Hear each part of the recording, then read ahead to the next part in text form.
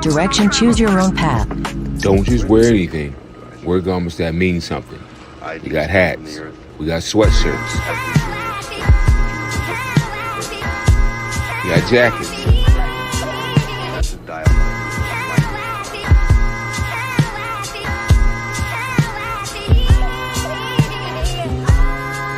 We even got hoodies.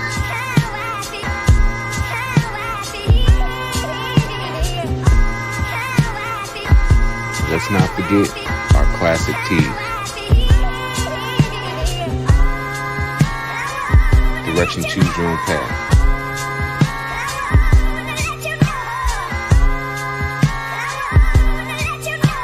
The message is always in the cloth, the colors, the designs, the fit. Basically, pay attention, stay alert, and remember, choose your own path. Direction, choose your own path.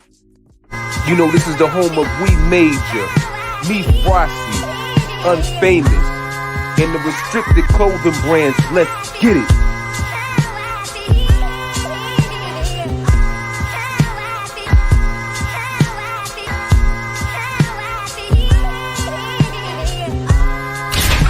The message is always in the cloth, the colors, the designs, the fit.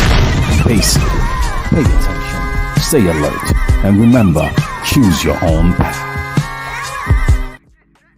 Many men wish death upon me. Blood in my heart, dog, and I can't see. I'm trying to be what I'm destined to be. And niggas trying to take my life away. I put a hole in a nigga for fucking with me. My back on the wall, now you gon' see. Better watch how you talk when you talk about me. Cause I'll come and take your life away. Many men, many men wish death upon me, Lord. I don't cry no more. Don't look to the sky no more. Have mercy on me. Have mercy on my soul. Somewhere my heart turned cold. Have mercy on many men. Many men wish death upon me, Lord. So the cats who running their mouth and think it's a game, come put your hands up, you know what I mean? So that's what we here doing, man. So I appreciate everybody being here. Everybody online, salute to y'all. This might be risky. Like, share, subscribe, tell a friend, tell a friend, hit that like button right now. It's a stampede! DJ Ham, the stamp. DJ Ham, the stamp.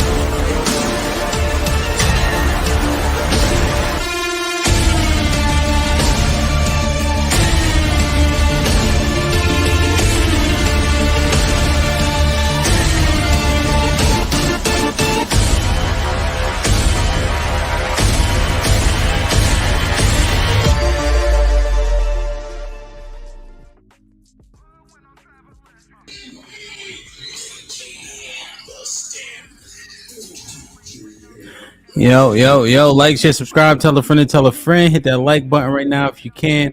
That helps the channel the most.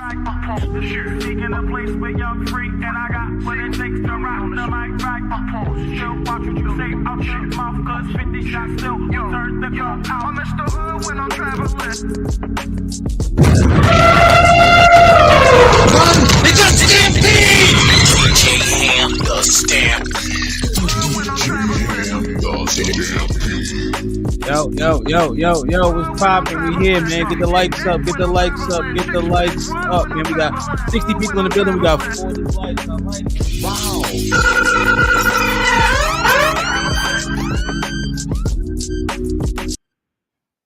Yo. Can y'all hear me? Can y'all hear me? Put a 1 in the chat if you can hear me well, man. What's goody? Love C was good. I missed you yesterday. Down south, I see you. I mean, what's popping? Black King in the building.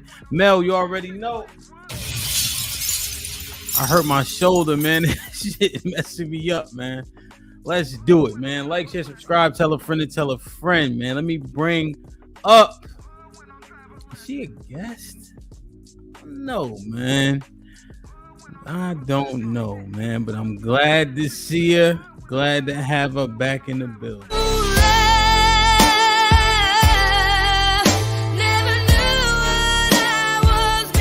But I knew when we started kissing, I found love.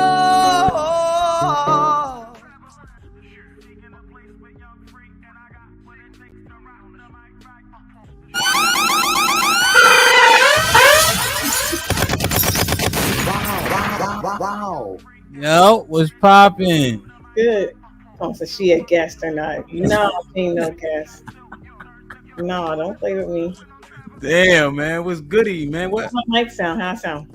You sound good. You sound good. You sound good. Salute. What's poppin', man? Chilling, enjoying life. Life's great. I can dig it, man. It's good to see you, kinda. It's good to be seen. Don't play with it. You know you love seeing me. I make your day.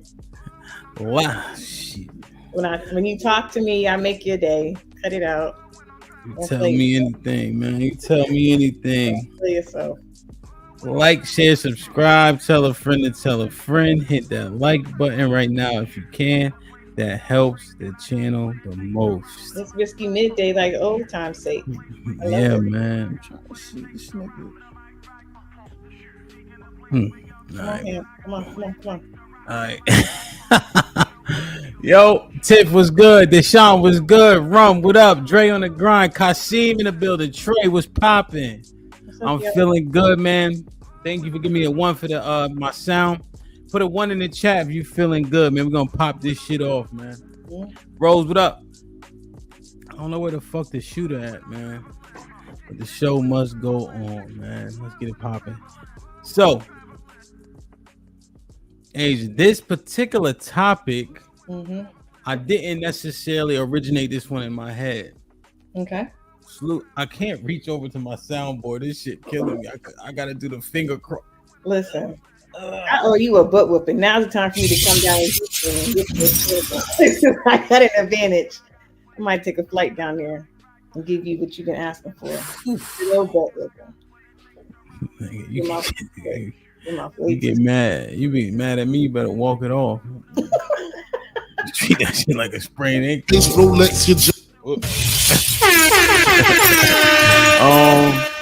Yo. So salute to Venus, man. She was in the Discord, windmilling, talking to the fellas in there. She's like, "Hey, what you think about this? This could be a good discussion." I said, "Okay, let me weigh it out, see how we can cook it up, etc., etc." So now we here.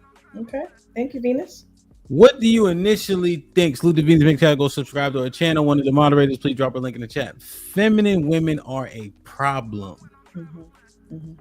When you see it, when you read it, when you hear me say it, what's your initial thought? Honestly, my initial thought is, to the wrong man, to the wrong person, they're a problem.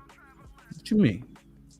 Meaning a lot. So a lot of men don't really understand what a feminine woman is. They misunderstand it. And when women operate in their divine feminine energy, I think that it's misconstrued, and they expect it to come one way and it comes this way.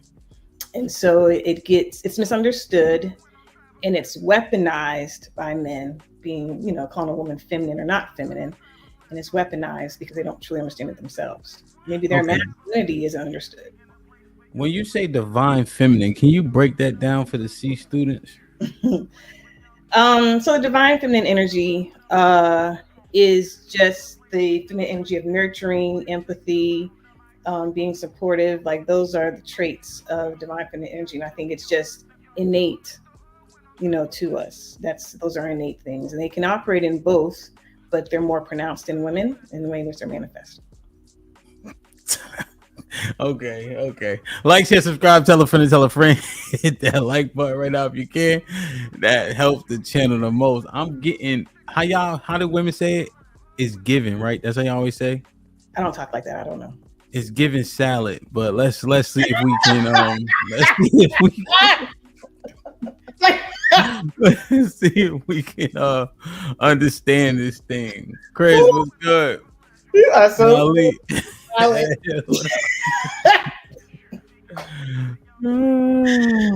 Hey, what's up?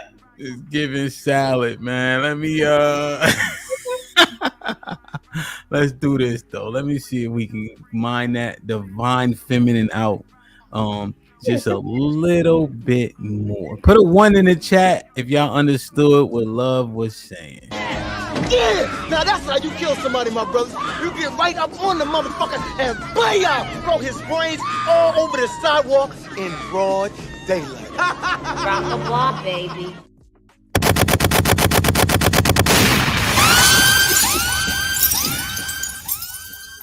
You on mute. Good morning.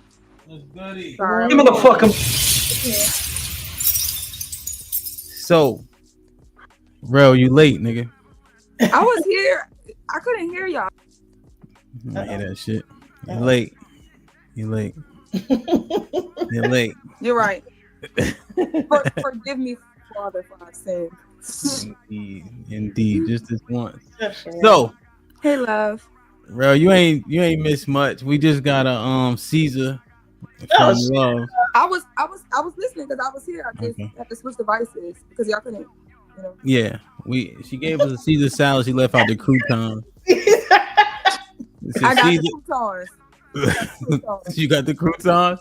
All right. What is this divine feminine? First of all, I said divine feminine energy. So come on now. Come on, you can't say that, but you can say motorcycle rinda. Divine feminine energy. Can you please break this down for us? You asking me or her?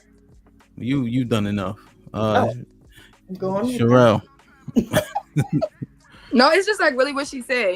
It's a like a universal energy. It's compassion, nurturing, understanding, everything that makes the essence of a woman, right? That's real energy, and we automatically have that. I think the problem with feminine women is that a lot of it's what men figured out in their head that a woman should be, right? Like men came up with the idea that women shouldn't talk. They shouldn't be loud. They shouldn't give pushback. They should be docile little creatures who just shut up and listen. And then they try to rearrange what femininity is to fit their standards because they think that femininity is supposed to just fit the standards of what they want. Okay. So how do men define femininity? How do you guys? I know, but soft-spoken, docile. Shut up and dribble. Shut up and dribble. Shut up and dribble. Sandwich, sex, silence. Hey, bro, your background going crazy. I know. But yeah, being docile, no talking. You don't have a voice. You don't have an opinion. And that's what they think that submission is, and being a feminine woman is not speaking. Yeah, that's better, Cheryl. Oh, really? You think that's how men see it? Yeah, sex, silence, and a sandwich. It has been stated how many years now? That's the mantra of men of what they want in a woman. And all right, so it's how men see it. Does it conflict with how women see it? Yes. So when you guys hear docile, why does that not coincide with femininity? So again, docile to me is shut up and dribble. Don't speak and just do what you're told to do. Then that's the euphemism. I say shut up and dribble, right? Yeah, I understand. Your job. That's what I'm saying. That's docile. You don't have a mind. You don't have an. If you do have a mind, you better keep it to yourself or give it to your girlfriends. Don't give it to me as a man. That's docile. You just do what you're told to do. And my desires are, at the forefront and should be the priority because I am the protector. I am the man. I am the leader. Okay. Rel, when you hear submissive, why does that not coincide with femininity?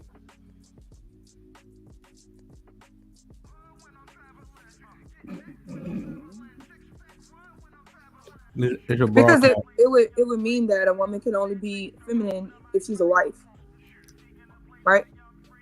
So if a woman decides to not be a wife, not be a mother, she's not feminine. You think submission only comes if you're a wife? When you're submitting unto a man. Okay.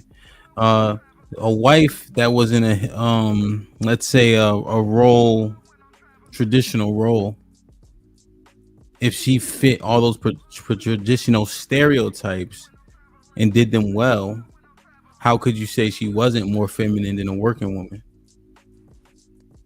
Because a woman's purpose, I know y'all believe, a woman's purpose is not man. Okay.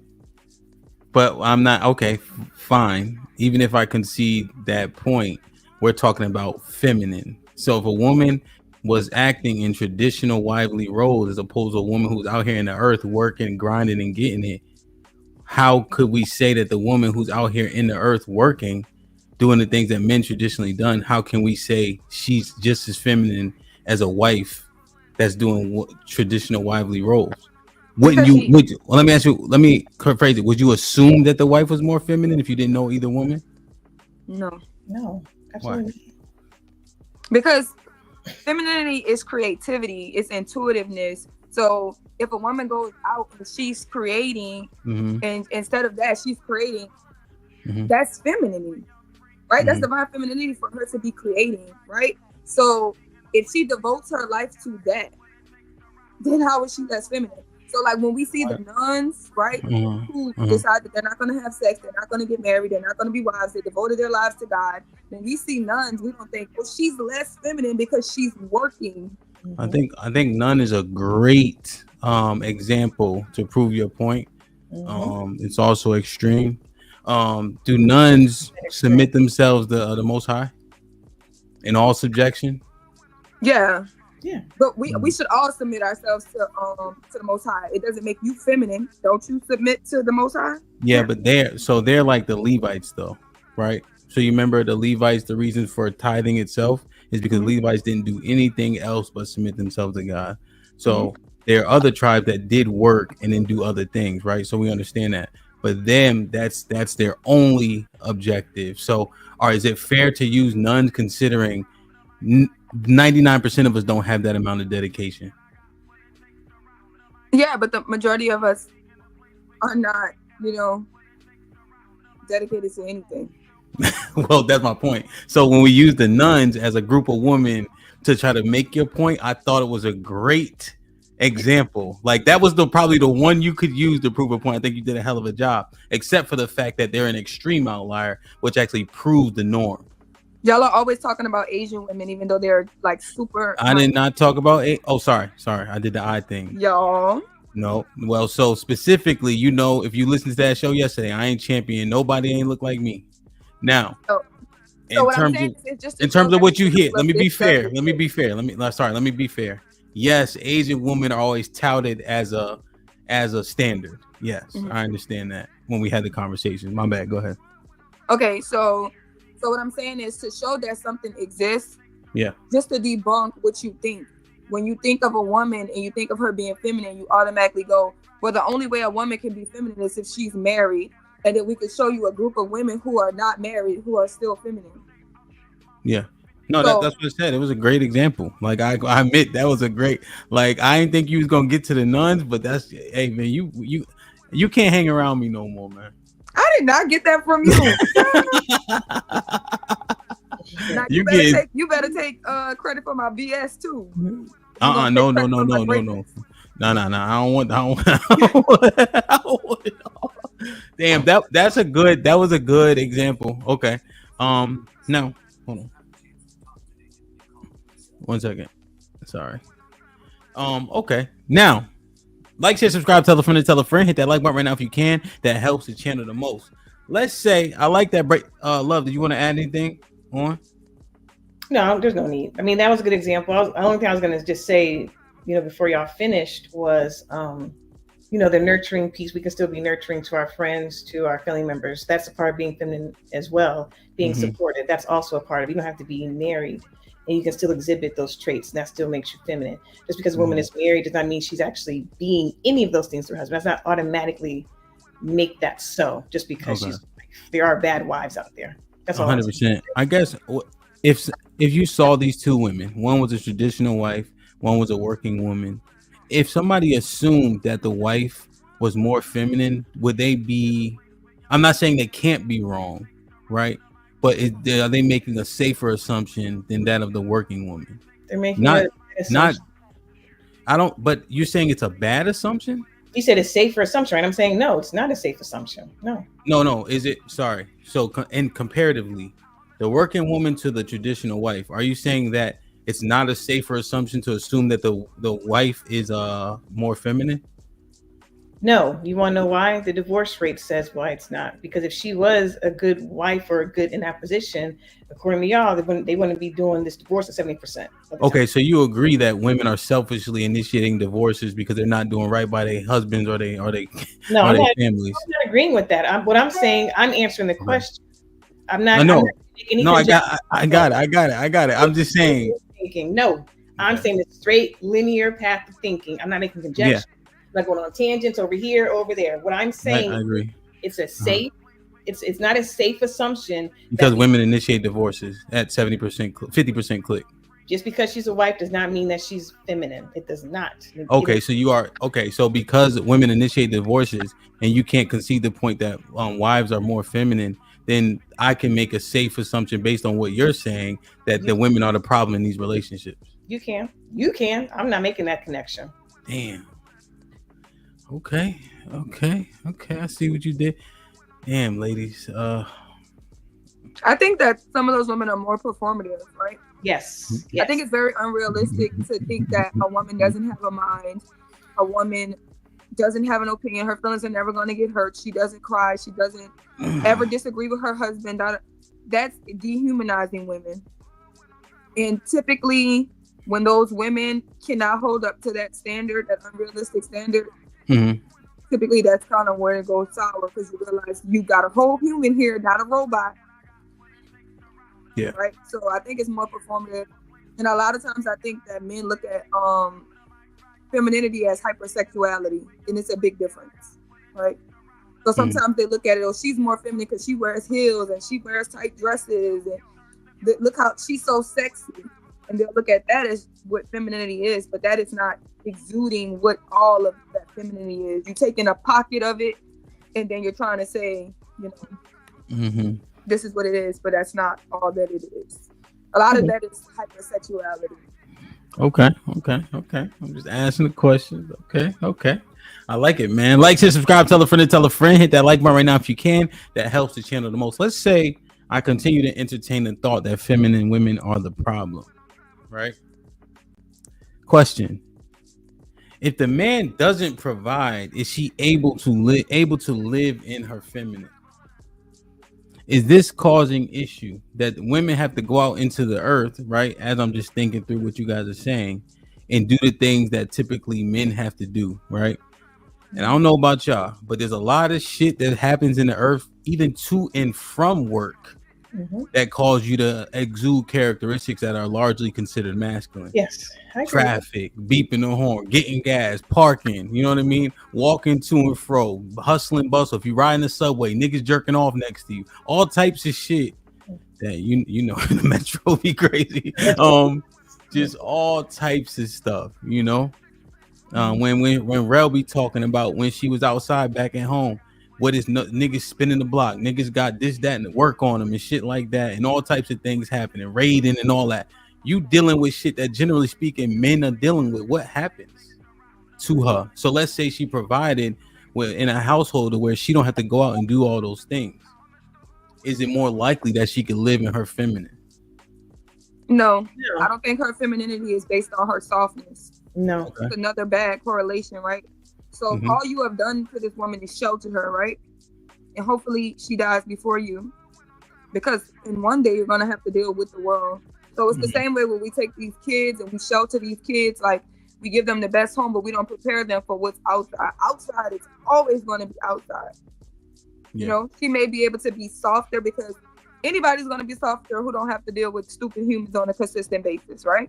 You know, so yeah, she will be softer. Same way men can be softer, but it's not going to take away from her feminine. No, she just might be an agitated feminine. Damn. So what I'm hearing? Well, go ahead. Hey, what you think? So no, I don't think just because she doesn't work that makes her soft or more feminine. It can make her soft, like Sherelle said. She can be soft, but not having to worry about anything. But that doesn't mean that she's a nurturing woman just because she doesn't work. So soft isn't an exact correlation. Like soft doesn't correlate to the level of feminine. No, because I mean, soft could be, I'll let you. I don't know how to handle situations. I don't know how to, problem solve. That can be considered soft. Doesn't make you feminine. That makes you not being a good problem solver, right? Femininity is the nurturing, supporting, empathy, creativity. Just because she's sitting at home and not working doesn't mean that she's exuding those things or has those even capabilities. And okay. Be careful with that. And that's the misnomer between, women not working versus women working, because women can be out working and they can still exude those things. Okay. So if she's not soft, she's hard. But a woman can be hard and be more feminine to a woman who is soft than a woman who is soft. Hard. What's hard here? What's hard? What? I don't know. You guys, I didn't have to define what soft was. So the reason I was going along with it, but the reason is because the original question. Whatever you think hard is. If he doesn't provide, is she able to live in her feminine? So if he doesn't provide protection, no, because now she got to be the protector. If he doesn't provide, finances, then she has to go out there, like you said, be, harder and make sure you're giving that stank face when you're outside, make sure nobody approaches you. Again, you got to be the protector. You got to sit there and pump the gas. You got to pay all the bills. You got to do all that. He's not providing. If he's not even providing leadership, then no, she can't live in her feminine, because again, she got to sit there and make all the decisions. She got to sit there and be in the front. So no, she can't live in her feminine. That's what I was. Let me finish. Because then if she has to take on this role and he's sitting there, he's resting in his feminine. He's being supportive of her. He's supporting her at home while she outside. He's the one that's having to be empathetic to her work day. So, she can't rest in her feminine. And at the same time, come on, it's not black and white. You know how I am, Tracy Gray. Hold on, wait. Just let me that first point. But you understand that point you just made is contrary to you guys saying no to the question. That's scrolling. Yeah, you're saying if she has to do all that thing, then he's in his feminine because he's at home. So by nature of that, the woman that doesn't have to do all those things is more feminine, because you can't call the man feminine for being home and then a woman being home not being more feminine than a woman being outside. Right. So the original question was, if he doesn't provide, no, she's not. We went on the other side of being soft. When Sherelle started talking, we were talking about being soft. We didn't say feminine. It was two different conversations we were having. Now we're going to the feminine piece of it. The softness piece was the first part of the conversation that we had. Keep up. There's two different conversations. And no, see, here's what happened. I didn't switch it. You did. I simply said. Oh, we did. No, I switched it with the soft, because I brought in the soft aspect. Soft, right? Okay, bro. Hitting you with the feminine aspect. All right, hold your horses. Now, when I said a hard woman, she just went on her little diatribe. That ain't my fault that she then switched it up. I was asking, what about a hard woman? She started saying, a woman going outside, like I said, would make her hard, and if a man was not going outside, it would make him live in his femininity. So how do you guys not agree with the scrolling? Okay, so we might be disagreeing. Me and her might be disagreeing. All right, right? go ahead. So you can understand that I don't feel that way, right? We see a bunch of women who are feminine who work. Yeah, I agree. All depending on the job. So I don't think that her working would just take away her femininity. Beyonce is a hard-working motherfucker, but she gonna ball up and be soft when she with Jay-Z. I agree. A lot of us are. I think we're agreeing. We are agreeing way more than we're disagreeing. I added a different caveat, an additional caveat to this conversation. We are in agreement because I sat there and said there are women out there that are not married that are very feminine. No, but what about my question? Oh, though? that's what he's trying to do right now is make it seem like women who work that's gonna take away her femininity. Because by saying that the man is not okay, but if he's not doing anything, so love is trying to tell you if he's not doing anything, he's not protecting her. Like she walking on the opposite side of the street, she going downstairs to check to see if they got a burglar. Yeah. Okay, she just started naming stuff that I was saying though. That's the part that I'm having I'm gonna finish this sentence. I'm gonna go ahead and finish it. So Rel, here's the problem that you guys want to sort, right? Because it's not me. I'm literally listening. So when I said she has to go out and do the things that men do in the earth, pump gas, drive, get on the subway, work, I named those things. And then you guys said, if she has to do those things, that doesn't make her less feminine. And then Love started naming those same things, right? That say, of course she's gonna be harder, right? And then implicated the man when she said, if he's at the house, then he's feminine. Those are the things that we need to reconcile. So let me help you reconcile this. Our initial conversation was about single women not being less feminine than a married woman. No, I switched. Yeah, no, I'm looking at the question provided. I'm saying. Okay, hold on. Initially, we're talking about that. Now, this question scrolling across that we're talking about now is a married woman. Huh? And I'm talking about that. And yes, she has to take on because there's supposed to be a man in the relationship. She's married to this man. So if he is not doing anything, then yeah, because there's a yin and a yang in this marriage. Versus with the feminine woman that's single, there's a very big difference in this marriage. If he is not providing, you just said providing, and so I'm going to run the gamut of not providing, because then she's taking care of a man. So does that make? Excuse me. So does that bring a little bit of less feminine qualities coming out and having to be manifest? Yeah, it does. Well, let me just add this in. You said that women are naturally nurturing, naturally giving. So her taking care of a man, why would that make her more masculine? Or less feminine? Less feminine. Because now we're putting in the traits of more masculine energy, the leadership, in protecting, right? Protecting, leading, managing all those things. Don't forget, she has to do, because he's not providing. You didn't say what he wasn't providing. He's not providing. So I'm throwing it all in there. So now she's doing all these things. He's not protecting. So now she got to protect. Being feminine energy is not protecting a grown man. So yeah, she got to be a little bit more gruff. Because if she had to be the protector, then yes, protecting is violence. Protecting is a violent thing. It's not a soft thing. So yeah, there's going to be more, like I said, masculine manifestation in her because she has to now be the protector and be more violent, making sure things are taken care of. Go ahead, Sherelle. And another thing is that, okay, men add to women's plate, right? Mm-hmm. As a woman, a single woman, she can live in a house with her parents. She can live in, I didn't never have to leave my daddy's house. He was paying all my bills, pumping my gas, washing my clothes. He was doing everything for me. So I don't never have to leave my parents' house. And then I can move in with my sisters. You see what I'm saying? I can move in with my sisters or my friends, and we're all taking care of each other, right?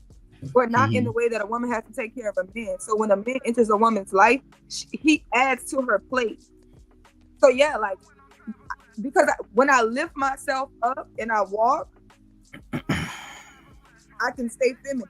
If a pimp jumps on my back and I gotta carry him on my back, even though he's a little fella, you know, after a while, he's gonna weigh me down.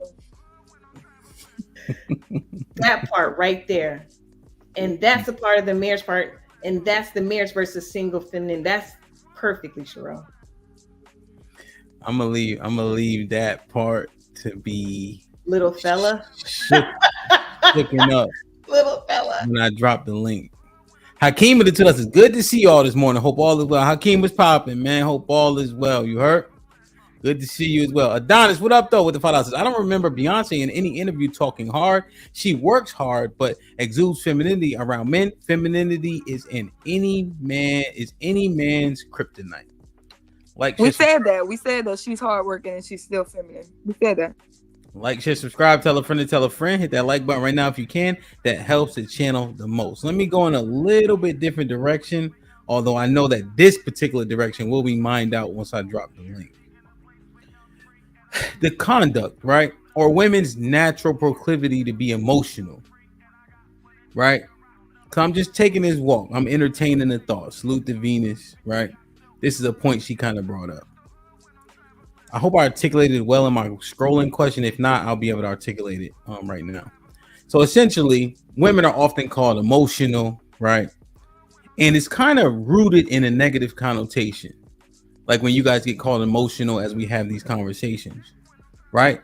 But if you guys are naturally emotional, that would make you more feminine. And therefore, why is it weaponized seemingly? Because men are backwards. They want us to be more logical, even though they say that that's masculine. So you want us to be masculine, then you wonder why we call you gay. Emotion, it's not even that we're just naturally emotions. It's chemicals. Like, y'all don't understand that there's chemicals in our brain that makes us like this. Like stuff that you couldn't do to us, right? Like God designed us to have these chemicals, estrogen, all this stuff producing in our body that makes us emotional. We're supposed to be heart space. That's what divine femininity is. It's heart space. It's emotions. That's how we have compassion. That's how we have nurturing. That's where our creativity comes from. So yes, we cry. That's how we release. But that's problematic for men. Why?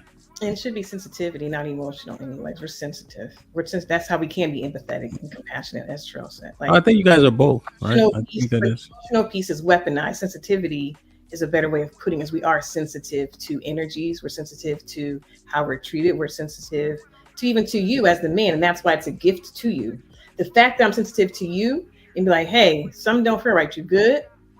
You may not even know you're not good, but if I'm sensing it because I'm empathic or empathetic to you, I'm like, let me get you X, Y, and Z because I think this will make you better. And you're like, oh, word, you get it? I give it to you, get it, you take it. You're like, thank you. I didn't even know I needed that.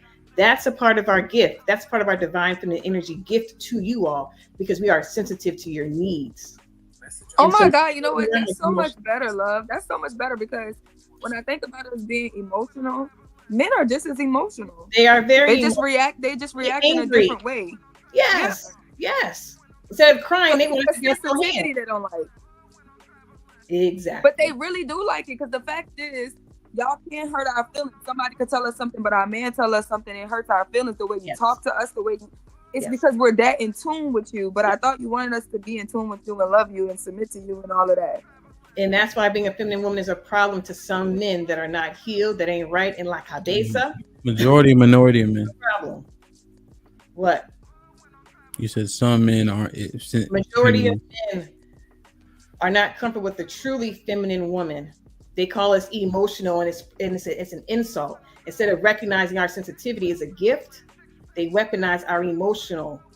When it's not emotional, it's we're sensitive. Oh, they call us children. Yes, that part. You know, I got a problem with that. But is it because men are oh, Kim, what's up, my brother? Is it because Art was good? Him Jung was popping. What up, Rose? Is it because there's a lack of emotional control from women? I can concede to that. I can concede to if you're not in control or you can't regulate your emotions because you in the wrong space and environment with the wrong dude, then yes, your emotions and it'll be all over the place because you'll know you're up from your down. Because you're so in tune with this imbalanced person, it impacts you as a woman because you are sensitive to this energy. So yes, when you're all over the place, we are all over the place because we are in tune with you so much. That's why it's so important. As I said before we got started today, discernment and who you allow in your space is so important. Because if not, they will turn you upside down, left and right, and leave you dazed and confused because they are. And that's why I always say to women, don't talk to the men who don't respect you at all. Don't deal with the men who treat you bad at all. I don't care what type of woman. You could be the worst woman in the world. The man is going to take you 10,000 notches farther down. Say it again. Say it again. The man who wants to enter, because the right man didn't even want to entertain no woman who don't respect herself. Mm-hmm. The only type of men who want to entertain women who don't respect themselves are men who also want to degrade her and disrespect her and bring her down even more. Where he's at. Talk that talk, Sherelle. Where he's at. I'm telling you, you can't change them. They disrespectful. They call you out your name. They don't know how to talk to you. Dismiss it. Move around. Yeah. That ain't where you're supposed to be. You're supposed to be where you love, you safe, you protect it, you respect it. I don't care what type of woman you is. Mm-hmm. Mm-hmm. Okay. Now, all right. So I understand how you guard against it, Sherelle, but we have to go back to women's lack of emotional control being based on the man she's with. How does the man get implicated to that extent? That seems very childish. She didn't say it. I said it, but I was acknowledging this. Well, hold on. Let me just clarify. Sorry. I was acknowledging Sherelle saying how you guard against being emotionally unstable or being steered the wrong way is by staying away from men that seemingly disrespect you or have ill intent. I was just acknowledging she said that, but I'm going back to the reason why she said that. Okay. If your emotional stability is predicated upon a man, that sounds very problematic. And I'm using the word childish because, Sherelle knows. Shout out to Mr. Let Go, right? So. Oh, God, don't say his name too many times. He's going to pop up. That's like I'm going to text him. Stop. I think that's what Hamp be doing. They pop up. Hamp be texting people. No, man. They just be listening. He be listening at the gym and shit. He don't go live until later and all that. So it's because of our sensitivity, right? So she's saying that, like, our emotions, once you're having sex with us, we're dealing with you on a consistent basis. Yes, our emotions is now tied to you because we're that in tune with you, right? So, of course. But if all you're gonna do is like, I got this little trigger spot that all women have, and there's some men who are gonna habitually poke it. If that man is habitually poking your spots, you need to because then it's gonna look like you're immature and you're going crazy when he's doing everything for you to be reactive like this. Right. That part. Okay. So are you saying that that's what happens? How? Yes, men know how to poke a woman. Yes, they know how to find her trauma and her damage. They do that all the time. They come up and they're poking at your insecurities. Yes. To get an emotional response from you, and we all have little buttons, right? Because I'm a female troll, so I know how to poke at men's insecurities and get emotional responses from them. Mm-hmm. Everybody has an emotional button. And the most dangerous one to push your button is the man that you let close to you as a woman. Because we receive y'all. We have sex with you. Not only that, but we also receive you, the sensitivities along with it outside of sex. But and you incorporate sex into it, we receive you all. So we are very sensitive. And the man's power also lies in him knowing a woman and knowing how to push those buttons once you get to know us. Because it's like we live in a bubble and then we let you inside our bubble. Because as women, we're taught to put this protective barrier over us because we're women. This is not a safe place for women. I'm just sorry. The world is not a safe place for women. We cannot walk up the streets alone at certain times of night. We can't walk down certain alleys. It's not a safe environment for women just in the earth. So we're taught to put this defense up. So you come in and we think that you care, so we allow you past these walls, and now you're in a place where you can cause damage. Yes. So it's always like, damn, you know what I'm saying? Like, it's a trust issue now. I let you in the house. You could actually start messing stuff up in here, but I'm a trust and hope that you don't. Major damage. You let somebody in your house and they cause damage. Sometimes it can be irreparable damage. So you got to be careful. This discernment is popping in again in this conversation. And things can be good on the outside, but it cannot be good for you on the inside. Yes. Like I said, a lot of men don't know how to treat their wives. They know how to love all other women in the earth, but not the one that they're having sex with. That's a big issue that I take with majority of men. They love their sisters, their moms, their friends. Yes. They got hell to bring to the woman that they're having sex with. So think of it as rain. We love rain. We know that it needs to rain. Do you want rain in your house? Do you want rain to be leaking and causing damage in your house? Do you want a flood in your house? Nope. That part there, you can treat. Hold on. All right, y'all. I'm giving y'all. We need men in the world, but we don't. I'm giving y'all a chance to fill it. Okay, I'm giving y'all a chance to filibuster now. Hey, we dropping knowledge though, Ham. You got to agree. No, to that. I'm letting it ride. I'm letting it ride. Can we get a praise dance? Can you go get the gold boots? No. Can we get a shit like that? Damn. You know what I'm saying? We dropping gems. I ain't gonna lie. So I hurt my shoulder, so it's hard as fuck for me to hit these buttons. I'm trying. Like I can't even salute people. I hurt my shit bad, man. I've been having to like crawl over with my fingers to get to the buttons, but damn. Okay, but I want to go back just a bit. Okay. It seems like you guys are saying women are inherently good. You think that? I don't think I wouldn't say that. I'm saying we have these traits. We have these gifts. That doesn't make us inherently good or bad. Before you go on another soliloquy, right? That's why I have to interject, because it seems like I let y'all go, right? So the reason why I'm saying, right, because you're saying all this is happening because you're getting tied to the wrong people and you're letting people into your body before understanding their energy. Right? That sounds like very poor discernment, which I would assume that you would implicate her first, right? Because then you're saying your emotional stability or lack thereof is contingent upon the man that you tie yourself to. But I have to push back against that, because there's no way that the man is just implicated when you are your own autonomous being that you guys tout, and you have all these great traits like being nurturing, caring. You guys say that you guys have that what's that thing where y'all can see the future a little bit? Yeah, you guys got all that.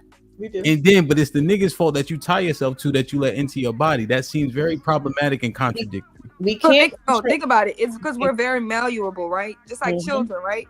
Children have to be that way. So I'll give it to you in a way you understand. Men are strong naturally.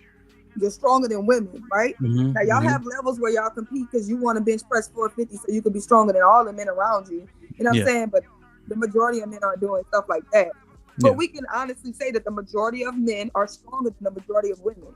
Physically? What you do physically, what you do with that strength is something totally different. You can be inherently good and you can use that strength to protect women. You can use that strength to build the world, or you can use that strength to destroy.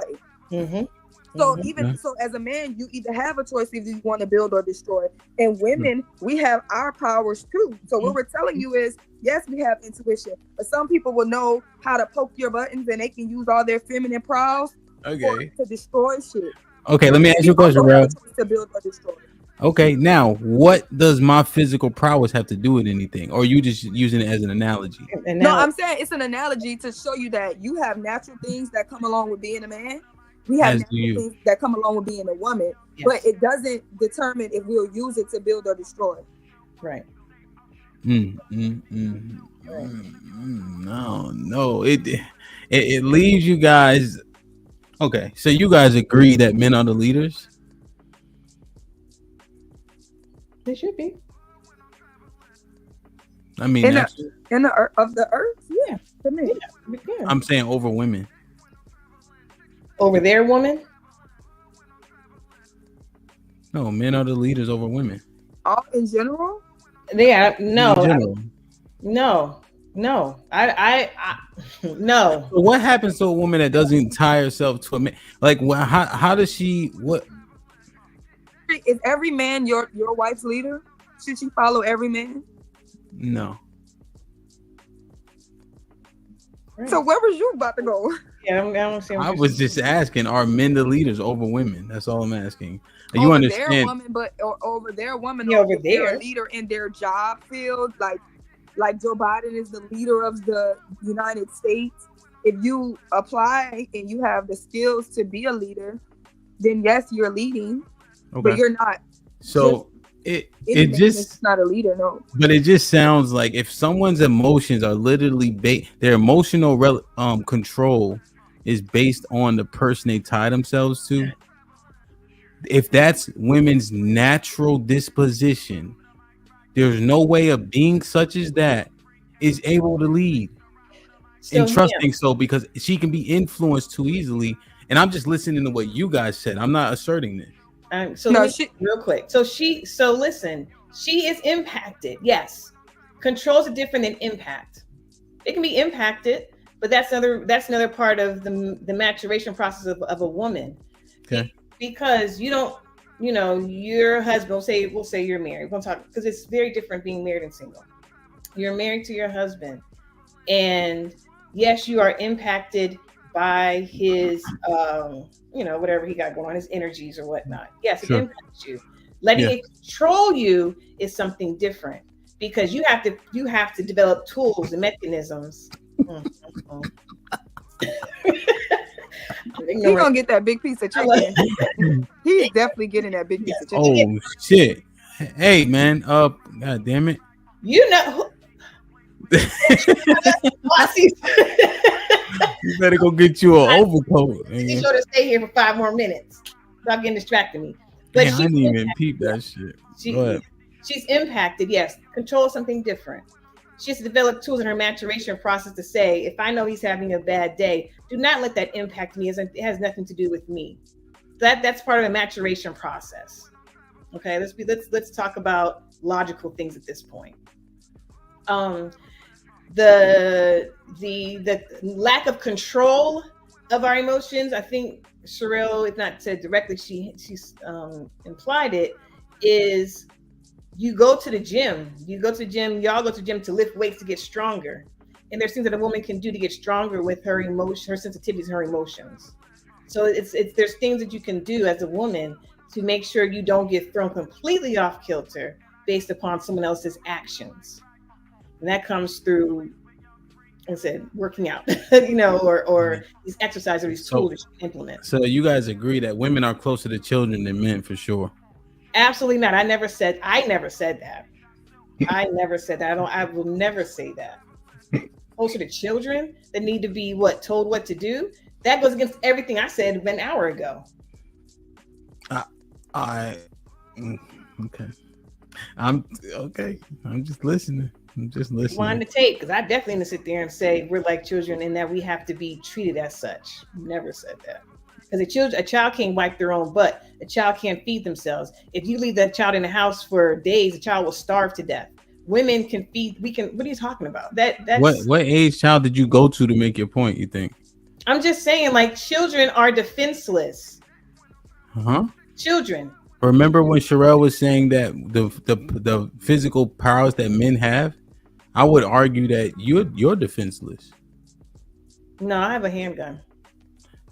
Come on. I mean, come on, no hand. Let's be logical. But here's the thing, right? You go into a bunch of different things, right? I'm just listening to what both you guys are saying, and I'm asking these questions predicated on what has been said. So, right, did you hear women or children? Did I introduce that? Right? We're looking at the emotional control or lack thereof predicated on someone else. If you change your octave with a kid, you can say the same thing, but you can manipulate their emotions based on if you yell, if you're calm, etc. So I'm just listening to it, and all I'm asking is, based on your emotional stability being predicated on how someone else treats you or who you let in your body, are women closer to children than men? No. Now there are immature women and there are immature men, but we're not closer to children. No. Because the same way that how you talk to me depends on how it's going to make me feel, how I talk to you also matters. So are you a child? Because you don't want your wife coming in there like, yo, what's down, my nigga? What's down, dog? Yeah, except for right, the stereotype is that women care more about how it's said as opposed to what is said. Oftentimes we hear that men can take away the message regardless of the tone, although I think we all can agree that tone matters, right? But generally speaking, like for instance, men don't hold these are the stereotypes, right? We understand what we can process in real time anecdotally, but the stereotypes are men can have a fist fight and go party after, men can argue and go have a drink. Oftentimes women are falling out once these emotions get involved, right? So men don't have the same sensitivity that Love mentioned to like combat and disagreeableness, things of that nature. No, but you do, because women definitely know how to poke your buttons. It's the same way if a woman is asking you, because if a fat woman asks you, does she look fat in a dress? She's fat. But if your girlfriend is not really fat, if she asks you, do I look fat in this dress? She's kind of just trying to ask you, do she look good? Because sometimes you might wear clothes that might make your stomach bulge, or you know what I'm saying? Like it's certain clothes, black makes you look more slimming. So she might ask you that. So if you OD and you like, you fat as hell, you da da da da da, if she hit you with, yeah, but your dick small, like now she can feel conscious of when she tell you that, because you know she could go to the gym, get a tummy tuck, she could get rid of that fat. You know you can't grow your penis. So if a woman was literally telling these men with small penises all the time, it will kill their ego. I talk nice to you too. I get it, but see, the question is scrolling. See, we wrestling. So if women are naturally emotional, why not that makes them feminine? Why not concede the point that words and tone hurts women more because you guys are emotional and sensitive, as you guys stated? Why argue me down about it? Because Love, before you answer, because you're actually, that's why men are being like, see, stop being emotional, because y'all are also pushing against it, or well, Rel just did on that in that last couple sentences. So now it can be weaponized, because it's like, why not accept it if that be the case? You asking me or Sherelle? Go ahead, anybody. No, because what she was saying is that we're more sensitive, but because we're more sensitive, we know what's hurting us. Y'all don't be knowing sometimes that y'all do stuff that hurt our feelings. Okay. We know that, so we're intuitive to that, right? So we know exactly where to go to hurt your feelings. So y'all talk about it all the time. When y'all do something to a woman, she starts saying, that's why your daddy never loved you. That's why your mama never, like, she gonna go straight for the jugular. And we know women are super with that, right? Because that's what that trope goes to, right? Mm-hmm. So yeah, she's more sensitive, but it's also her super strength. It's just also her, like, it's also her kryptonite. She doesn't want to be treated like that. But when you do treat her like that, she knows right where the button is. Oh, you're talking about my insecurities? Let's talk about your insecurities. Your mama a crack.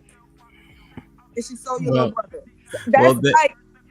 No, it's actually a great segue, because I want to get Love in on this question here. Go ahead. Huh? This question, I just saw this question just now. I'm like, this is nuts. Women weaponizing words is feminine. Why are men surprised? Well, think about this. What else do you have to leverage? Like Rel just said, nigga, your dick little, I can go get a tummy tuck. Like, your mommy don't love you, nigga. You can tell by how you curl up in your pillow at night. Like, there's things that women can say to men that we just don't have the same amount of firepower when we talking trash. Okay. So I'm just saying, like, because again, remember, salute to Sherelle, you, Venus. I'm getting all this as we talking, right? And then when I talk to Venus about this particular topic, it's like women are doing these things that are feminine traits, using words as weapons because they can't use anything else aside from this fake gun that Love says she got that don't got one in the head and it ain't cocked.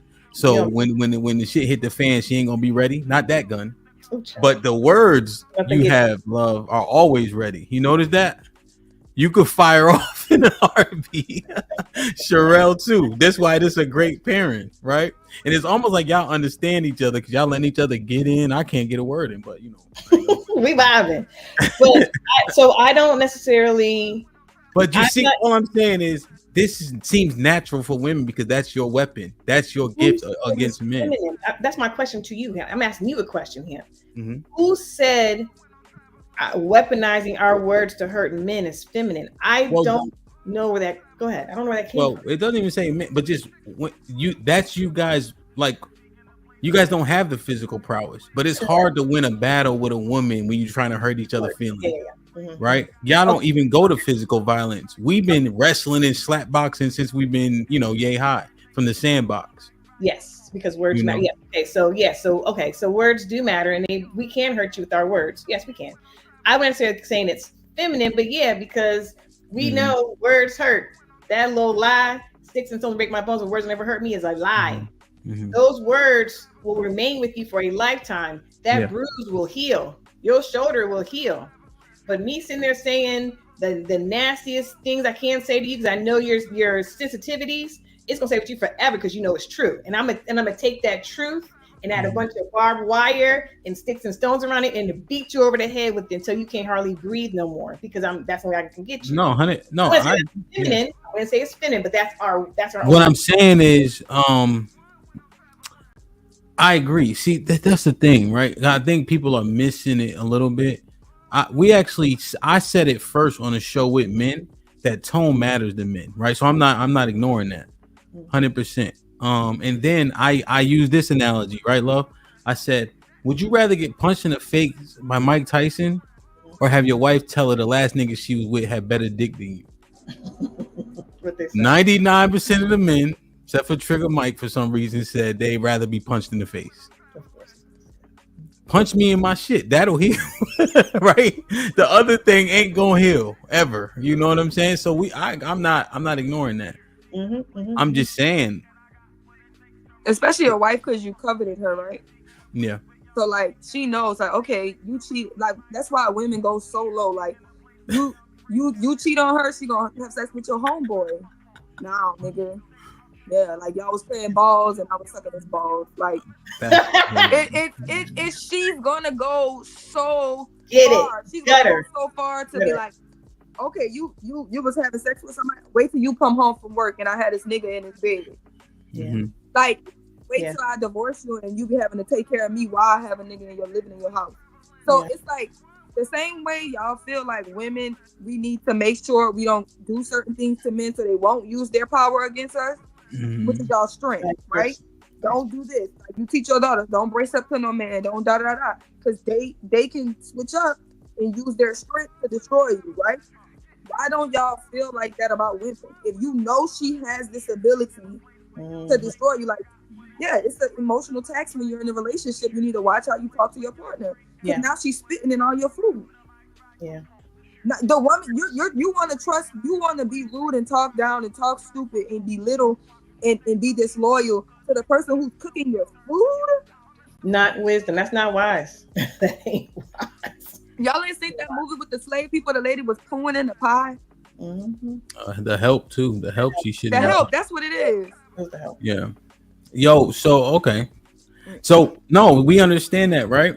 But these are not these. Those things being used as a weapon, right? Is simply because I'm entertaining the thought, right? Like we getting mad for y'all doing this shit, but that's what else you gonna do? What else we have? What else do we have? You know? Yeah. Because not like the gun that's in the bottom drawer in the lockbox without one in the head or the clip in. You don't know what I'm talking about. This thing right here loaded with a no safety. I got both loaded, both weapons no loaded. Safety, and it's always one in the head. Okay? I'm just saying, man. I'm just saying. But but just looking at it like, these things that women do, we'll push back or like beat down, but it's like that is emotional, ain't it? Right? They are emotional. That is their weapon, their words. Those are feminine things, right? But we don't like them But when we look at feminine, we have to look at both sides of it, right? Again, I'm just, you had me until you said being emotional. Like, The sensitivity thing, the first point, or excuse me, the second point that we discussed. okay, yes, thank you. Yes, the sensitivity piece of it. But Again, it's emotional. You have to accept it regardless of the connotation. so that's no. I'm asking. This is a true question. Is it considered emotional because I'm defending myself? Is that emotional because I'm defending myself? I know. I think that's one thing that we're gonna fight about. Women are already emotional, and because you can be steered by somebody else, that sounds like a personal problem. Saying steered. Impact. I use the word impact. It's not like really y'all steering. It's just a reaction. Right. It's not. Yeah. If I get you to react, I'm controlling you. Pretty much. I'm manipulating you. Men control each other. So my reaction is I'm gonna do something to make you manipulate you. Oh, fine. And But regardless, though, so the first point you can see that man is in control of you if he controls your emotions. Consider women are naturally emotional. Right. Until she closes off her emotions to you, right? Yeah. Right. So that's how we see. Oh, women are just you told her something. Yo, put that goalpost in. Real, put that goalpost in the ground. No, what I'm telling you is you told her something in 2020. She took her emotions from you. Now she cold. Now she don't cook. Now she don't clean. Now she don't want to have sex with you. And now y'all complaining. I'm in a sexless marriage. She don't listen to me because she can take it from you. She'll do what she has to do to take it from you. That's yeah. You're saying that to say what exactly, bro? It's not that you have like this full on control that you have, because she can take it away from you. Right. When she gave you the ability to lead her, she gave you that out of trust, right? She gave her trust to you, and then when you ruined her trust, you the game up. Yeah, because I got another one.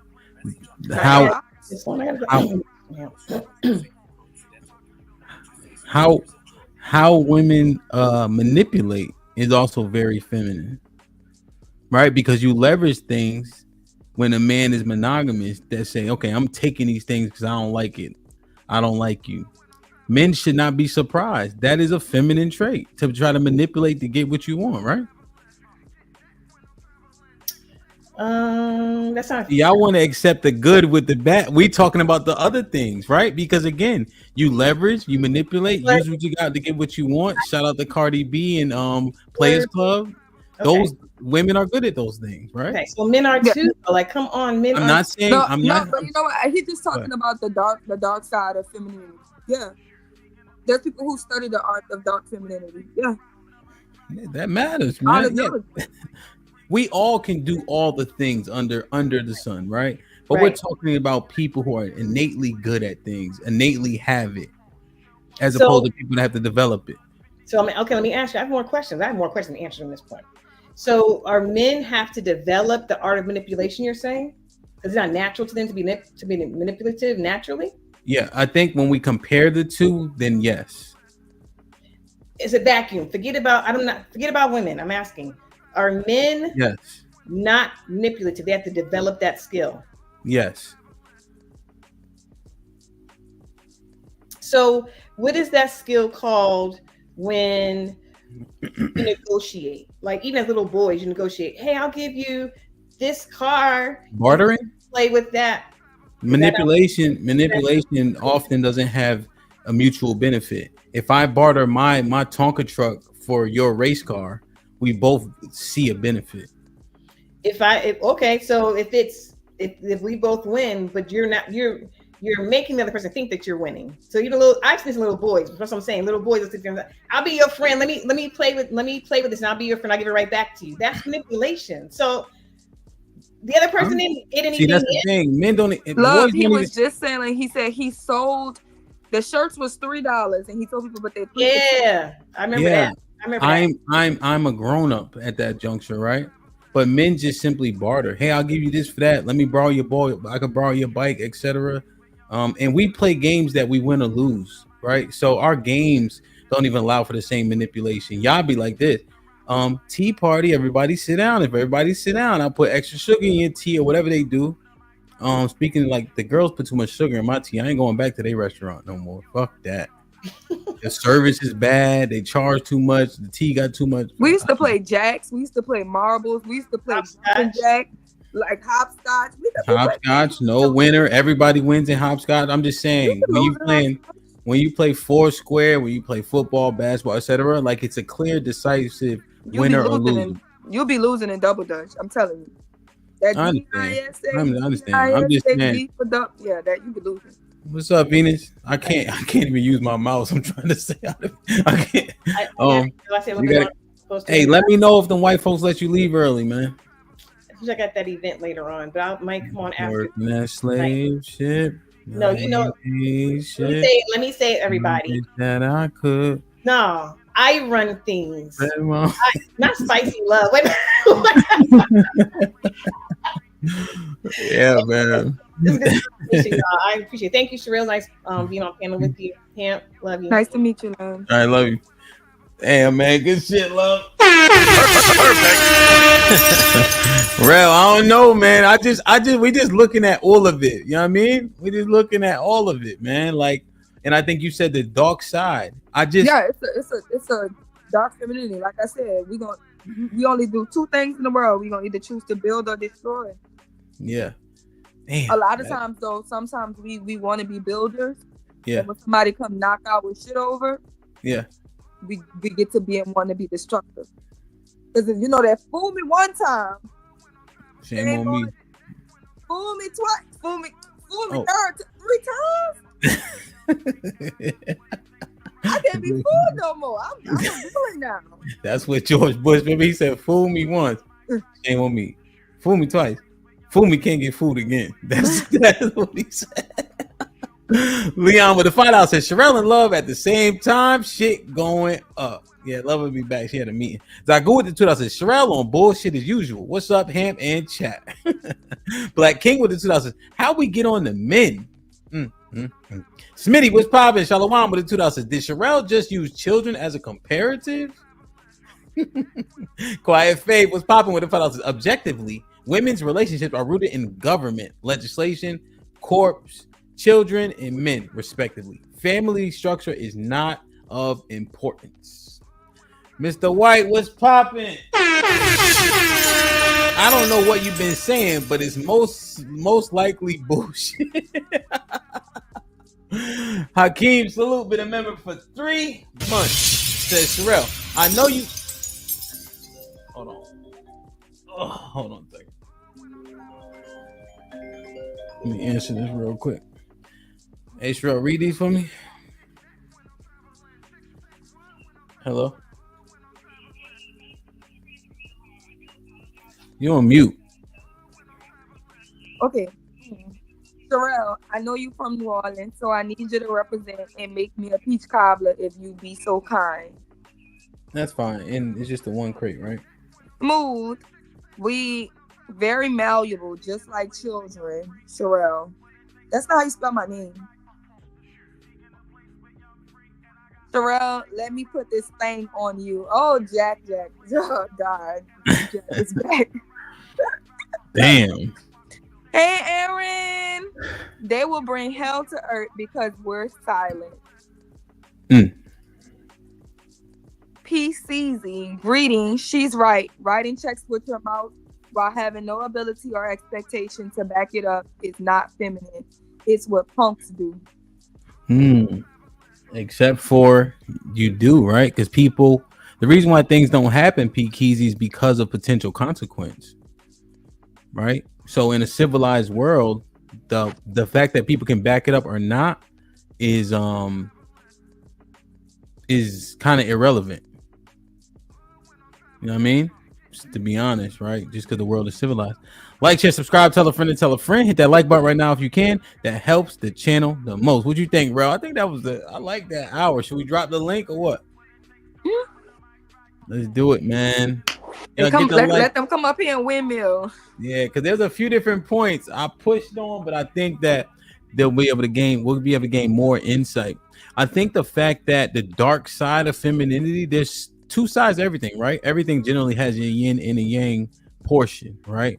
pros and cons. So those things that we often see, fellas, as opposed to getting irritated by the conduct, I think we understand it. That way we can tap into a level of controlling it, manipulating it, combating it. And so when I look at a person, when I look at him, I don't look at you and think that you're incapable of doing me wrong, or you're incapable of doing bad things. You know what I'm saying? All I can do is be good to you, respect you, give you my best. And as long as you're reciprocating that energy, we're good. If you stop reciprocating that energy, I love myself enough to move on. You understand what I'm saying? But I don't control you. So I think a lot of times when they think of a feminine woman, they try to take the ability of a woman ever have any type of darkness in her. And it's like, that's not how the Most High created life to be. Honey, we all have darkness in us. Does every woman, I'm not going to use that term because I don't. Does every woman have a Eve from Genesis 3 in her?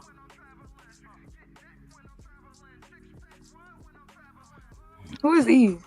Oh, what she did? Come on, man. It's another lady. I don't like using the other one because I don't believe it. But does that? Lilith? Yeah. That's what I'm saying. Like, we daughters of Lilith, bro. We more daughters of Lilith than Eve. Damn.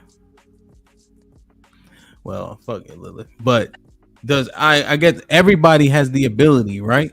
Mm-hmm.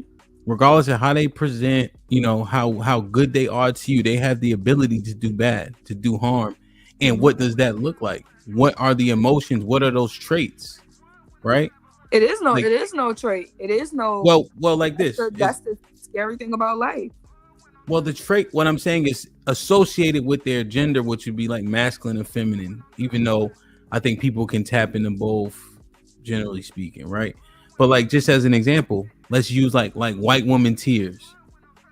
That level of a manipulation in perceived emotional stability can get you fired, get you hung back in the day. Like, all that was just so crucial. But that is how femininity can manifest. To this day, like the cancellation of men, right? Mm-hmm. He put his hand on my dress. He was making me sleep with him to get the promotion. I had to sleep with him to get into this movie. Mm-hmm. Yeah. These strippers, they go to the strip club. They don't be spent. The strippers gonna get them out of every little dollar. Going in, they waddling. They cash apping now. Yep. I'm telling you, that cash app shit was the worst thing to happen to niggas that go to the strip club. At least it was what you had in your pocket. Now that shit don't matter. But you're going there to be manipulated. You're going there for this woman, this beautiful woman, to sell you a fantasy. Yeah. Unless you're in Atlanta, then you just going there for wings. God damn, the wings that good? The niggas be going, they go to the strip club for wings, bro. What? So when we, because seemingly we do a lot of complaining about women being emotional. Do we want her to be more logical? And if so, would that make her more masculine? I think a woman can be logical. No, I get it. But just in terms of, okay. But I'm just saying, by the logic, right? If women are naturally emotional, if she starts to become more logical, how she communicates, how she discerns things, by proxy, would that make her more masculine? Probably so, because she's fighting off of nature, right? Which means she's not going to be like in tap with her heart space, her emotional side. So it'll harden her and make her more masculine in a way. Just because if you, she needs to cry. She needs to be a woman. Mm-hmm.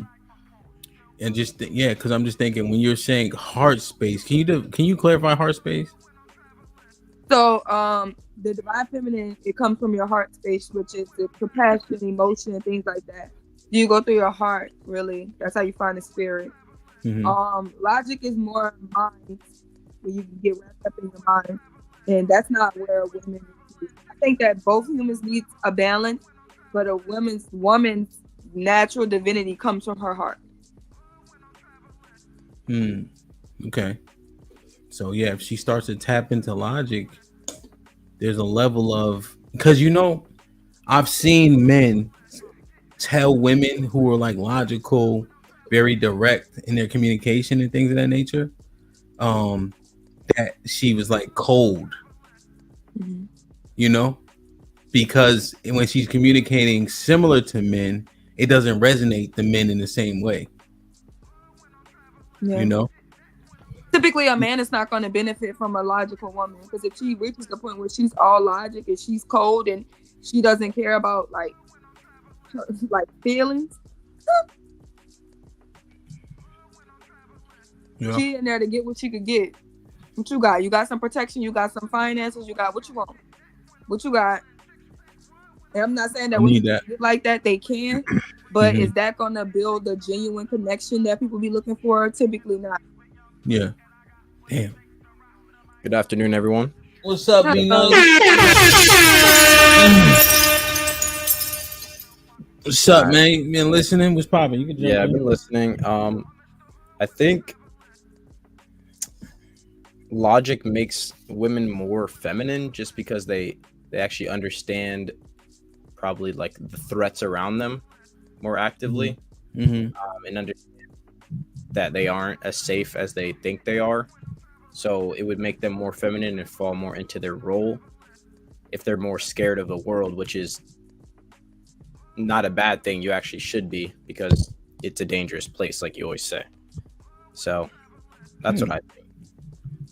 You think logic would make them understand what's happening in the earth more? Yeah, if you look at things logically, then you're looking at them for what they are. So if I'm a lady and I'm weaker, and I look at that logically, okay, well, my husband is not weaker. He can work for longer hours. He can lift more weight. The productivity that he can bring is more than me. Logically, I should be doing another part or something else that's not physical. Okay.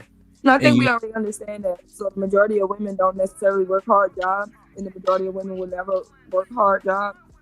But it doesn't mean that they can't make more money. Because in today's society, you don't make more money by working harder. You make more money by being smarter.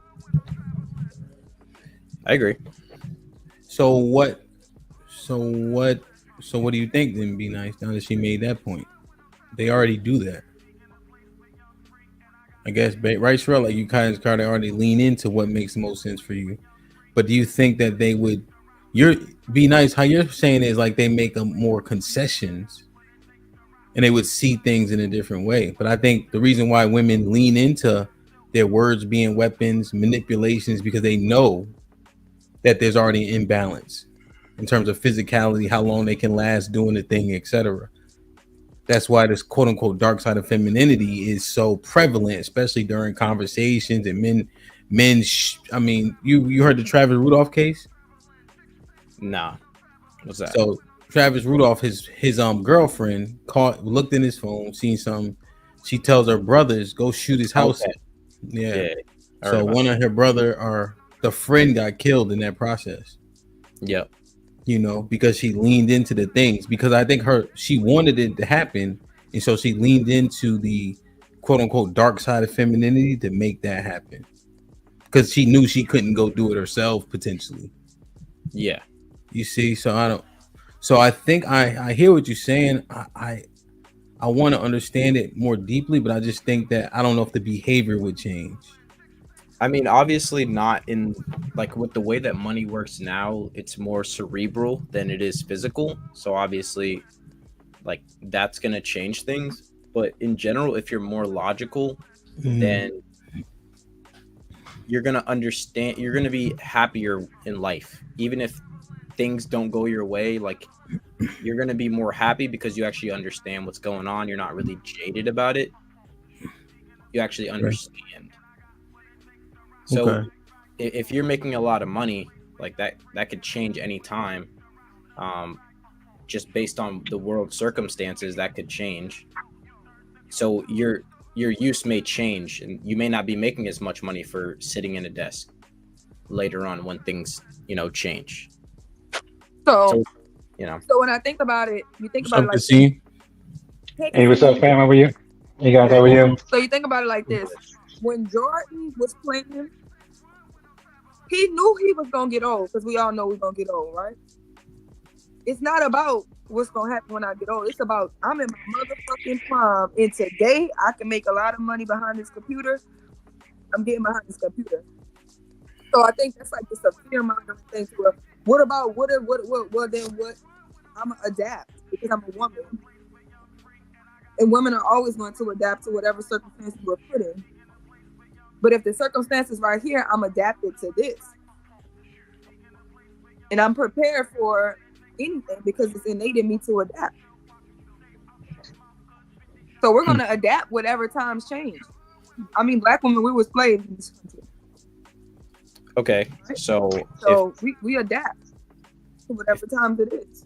So is it a positive or a negative adaptation to think that you don't need a man? Is that a positive or a negative adaptation?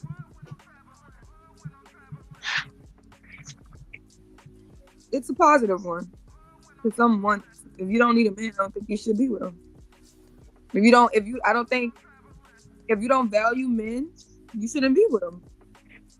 Because then you're going to be a detriment to that man's life. Why would you want a woman who feels like she doesn't need a man to want to be with you? So now she's being performative so she can use you. That's what you want? You want to be used? No, my question is that like a good adaptation? Is that going to help later in life? Or is that for her, yeah. But in this society, yes. If I don't ever have to have kids, if I never have to worry about catching an STD, I don't have to worry about nobody playing on my emotions. I'm financially stable enough to take care of myself and retire myself, put myself up for retirement. And I don't have to deal with all of these negative things that can come along with being in a relationship with a man, right? Because there's no woman who's saying we want all men to disappear from Earth. But there's all these negative connotations that can come along with being in a relationship with a man. If I choose to opt out of that in this lifetime, that's not problematic. Okay. So what about opting out of the things that you have to deal with as a woman? Like what? Just the way you look at the world, feeling unsafe in certain situations. Wouldn't you want to get rid of those things as well? So they're saying that the world isn't feel safe. Well, I mean, this is why we make money. We move out of different neighborhoods. We move into safer neighborhoods and environments. We have weapons. We surround ourselves like that. So we already adapted to that and we move in that way, right? Because we understand that we make more money. We can move into a neighborhood that has less crime. But still, we can have our weapons. There's self-defense classes, all these things that women are doing to make sure that we can watch ourselves. We don't go out at certain times of night. We don't hang around certain different things. Women on the earth we always moving in the way that we need to move to make sure that we're safe. Yeah, now there's minority of reckless women, and they usually get dealt with in a reckless way. But that's a proud example for the majority of women to make sure that they're staying safe. So, okay, but so if you're doing it in Kasim, you could jump right in. Salute. I'm hearing it right, but you guys are often doing things to be safe, right? So let's use something that makes sense for life. Football. I'll change the defense depending on who we're playing, and I adapt the defense so that we can remain in control and have an advantage. What you're describing, Sherelle, doesn't seem like adaptation, right? Adaptation is I'm still staying where I am, or at least exceeding it. But you guys are doing things to be safe. I don't know if adapting is the right word.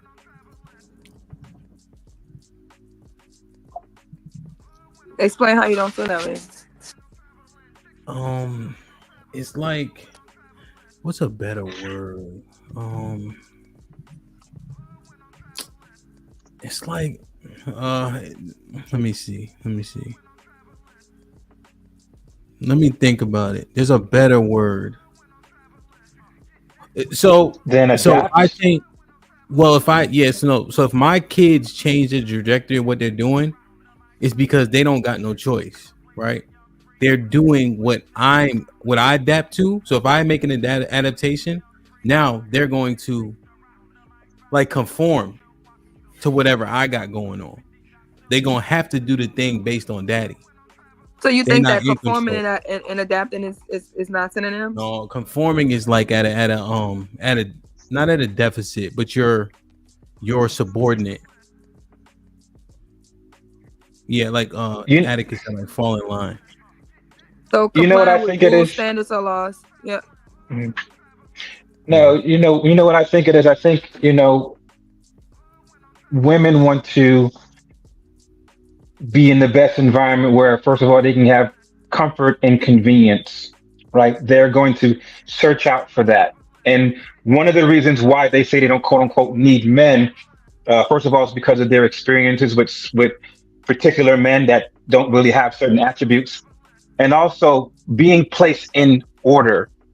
When a woman is in a relationship with a man, that man is going to he gonna put down his law, he gonna put down his rules, he gonna put down his boundaries as far as how far she can go, when she can do things, and put her in a certain order. Naturally, they don't want that. They want to be able to live in their little uncertainty, their little mystery and chaos as long as possible, but also have the security and the protection that society has given to them without being in so much confinement and so much order. That's why women that don't need men. That's why it's more favorable or attractive to them. Okay. That's just from my experience, what I've seen. Yeah, I think I can get with that for sure. What do you think, Kasim? See, now I think you're a good person to ask too, because I've never seen you, even if like you getting I'll just use, just for sake of the conversation, like a back and forth or a discourse with anybody really, but even like the ladies, if you're going back and forth, I never seen you get like riled out about anything they saying or nothing like that. Is it because women are emotional? Is it because words are their best weapon? Is it because women's one of their gifts is to be able to manipulate to get what they want or to survive in this earth? Like those things are feminine to me, but we get upset about when they start to exude those things, but those are a part of it. So just like you want her to be soft and submissive, that's feminine. Being manipulative and having words as razors is feminine. Right. You said it. My marriage has taught me a lot, right, about women and stuff like that. And plus, in my profession, I work mainly with women, and I had to accept the fact that women are emotional. Once I accepted that, like, okay, not just this woman is emotional, but pretty much all of them are like that. So now that I know that these women are emotional, I'm not going to be as triggered as much by the things that they say, they do. I'm not going to get frustrated and go off the handle because that's what they do. So since now that I know this information, how am I going to use that information and how I interact with them, how I communicate with them, and how I get along with them so there's more harmony and more peace and more respect. I think a lot of men don't want to really accept the fact that, listen, women are emotional. Now that you know this, how much foresight or how much problem solving do you have to take that information and make it and shape it and mold it? Now make something beautiful out. Now make something that you guys can coexist peacefully together. That there's amount of respect there, that she trusts and understands and goes with you more and do things for you more. I don't think a lot of men have transitioned to that state yet. Got you. Okay. Now, Kasim, if I were to play the devil's advocate, right? What would you say about the reply? Well, Kasim, the reason why you don't get no pushback because you play it safe with the women. you're diplomatic. You don't try to ruffle any feathers. Even those words that people use, pander, etc., which is why you get I the would, result you think. because I'm just, first of all, I'm being me on these YouTube streets in the same way that I'm in this office. There's no alter ego costume that come up on here to belittle women and to shit on women. That's just not how I get down. I have been. This is so part of my characteristics, but again, it's like who I am regardless. I talk to women like this in the office, in the street, wherever I go. So I don't come on here to belittle them.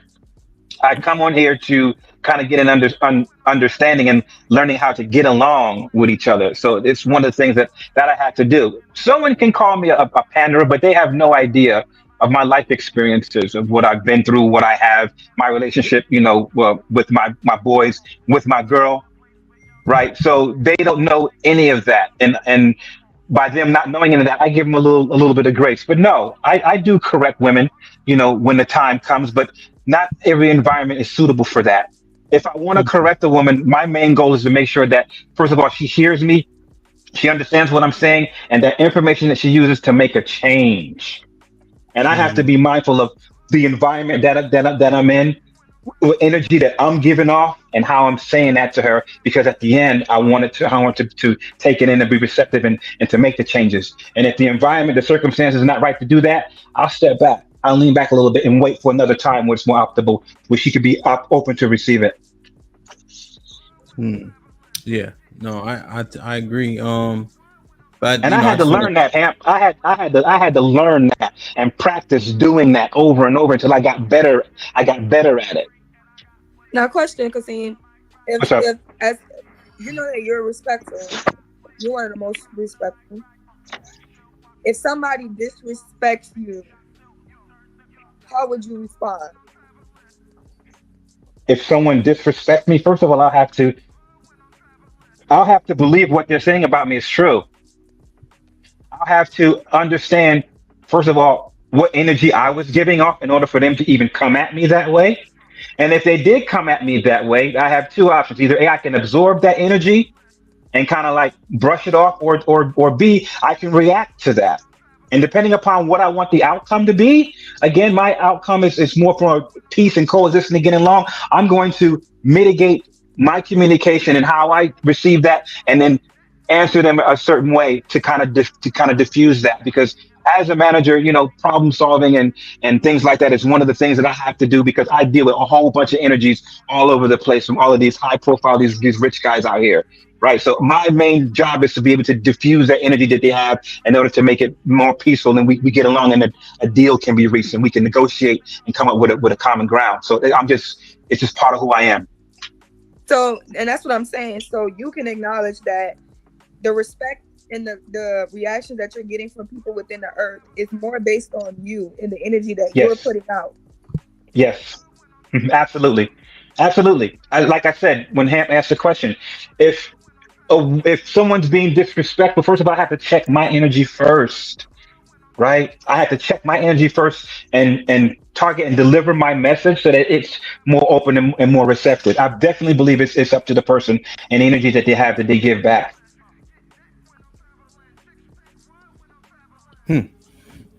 Yeah, that's kind of how I think I predicate things based off of like principle and threat level. Yes.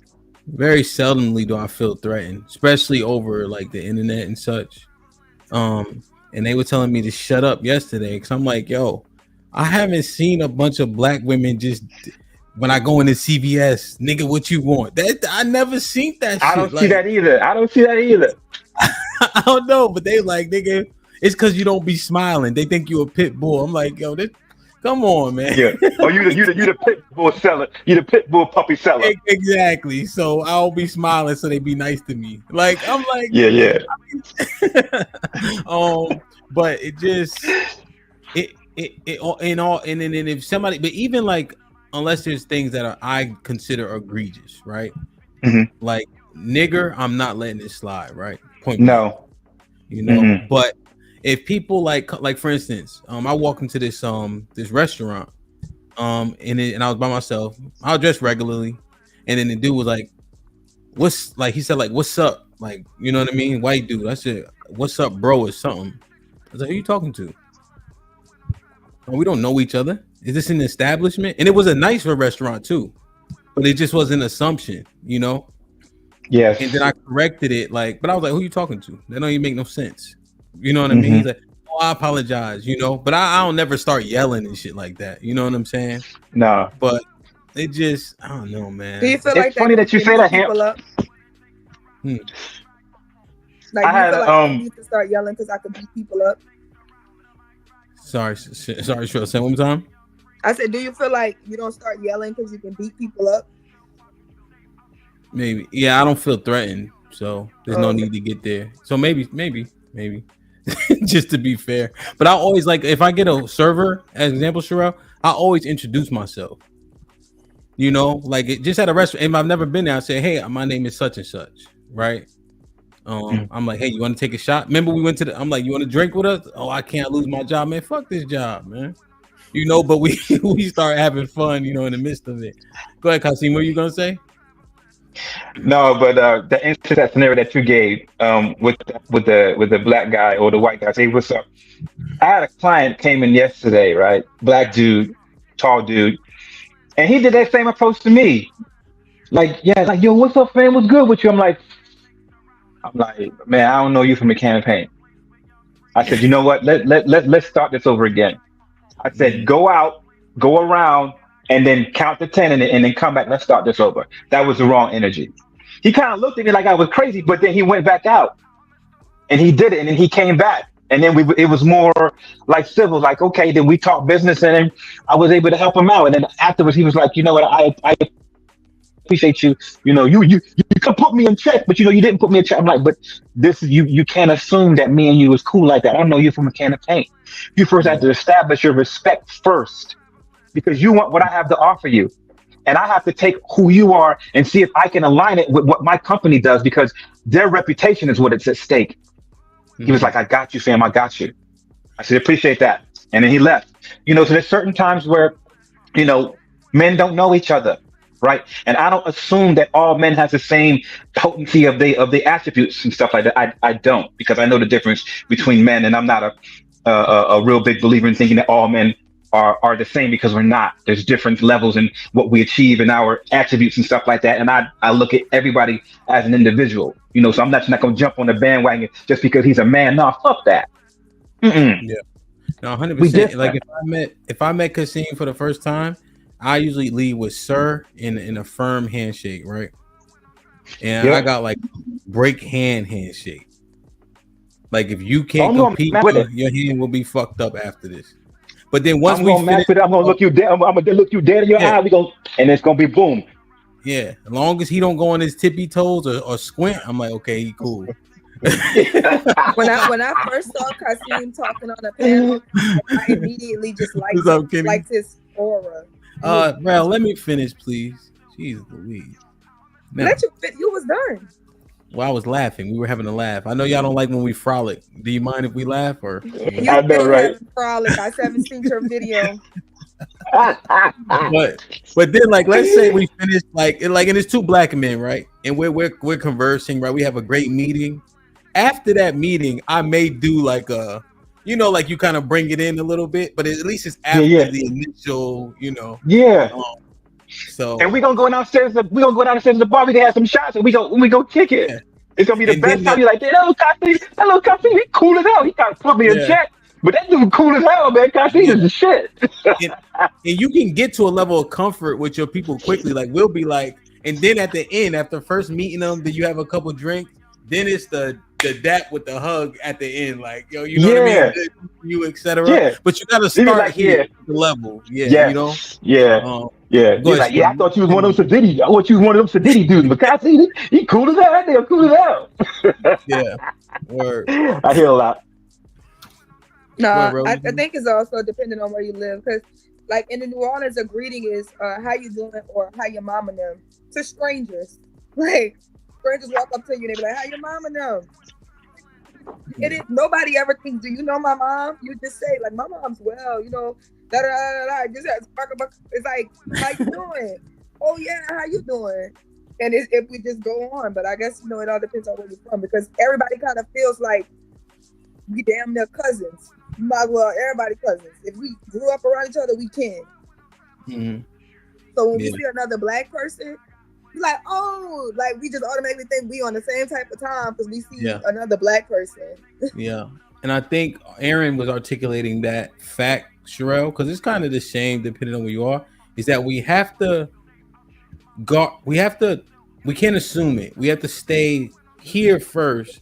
And as we get to know, then you'll bring it down a little bit, still to a professional level, but more of a loving, like, okay, but initially we got to go here, you know, sir, ma'am, direct handshake, you know, or direct eye contact, you know, a real handshake. And then as you know, because it's a comfort level that we're looking for. Like, I get excited when I go to the dentist and I'm like, oh, everybody in my dentist office is black. She's black.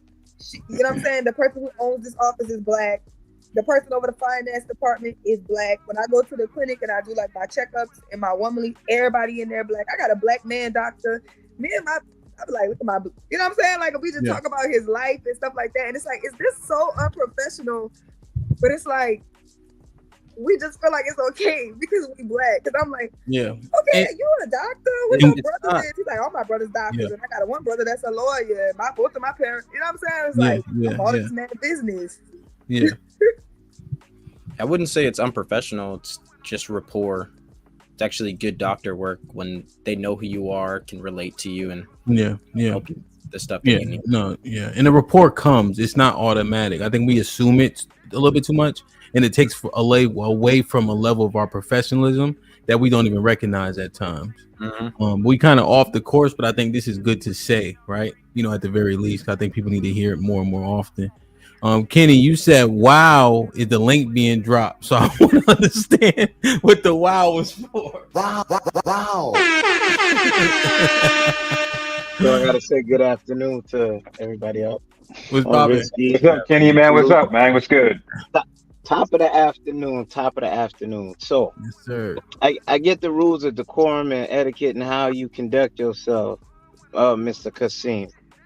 But there was something that just rung my ear and it didn't sit right with me, because part of it sounded like you would coddle to them, even if they're out of line and it's in tune with what we say right here. I get the majority of what you say, which is correct in matters of business and how you carry yourself in and out of business and life.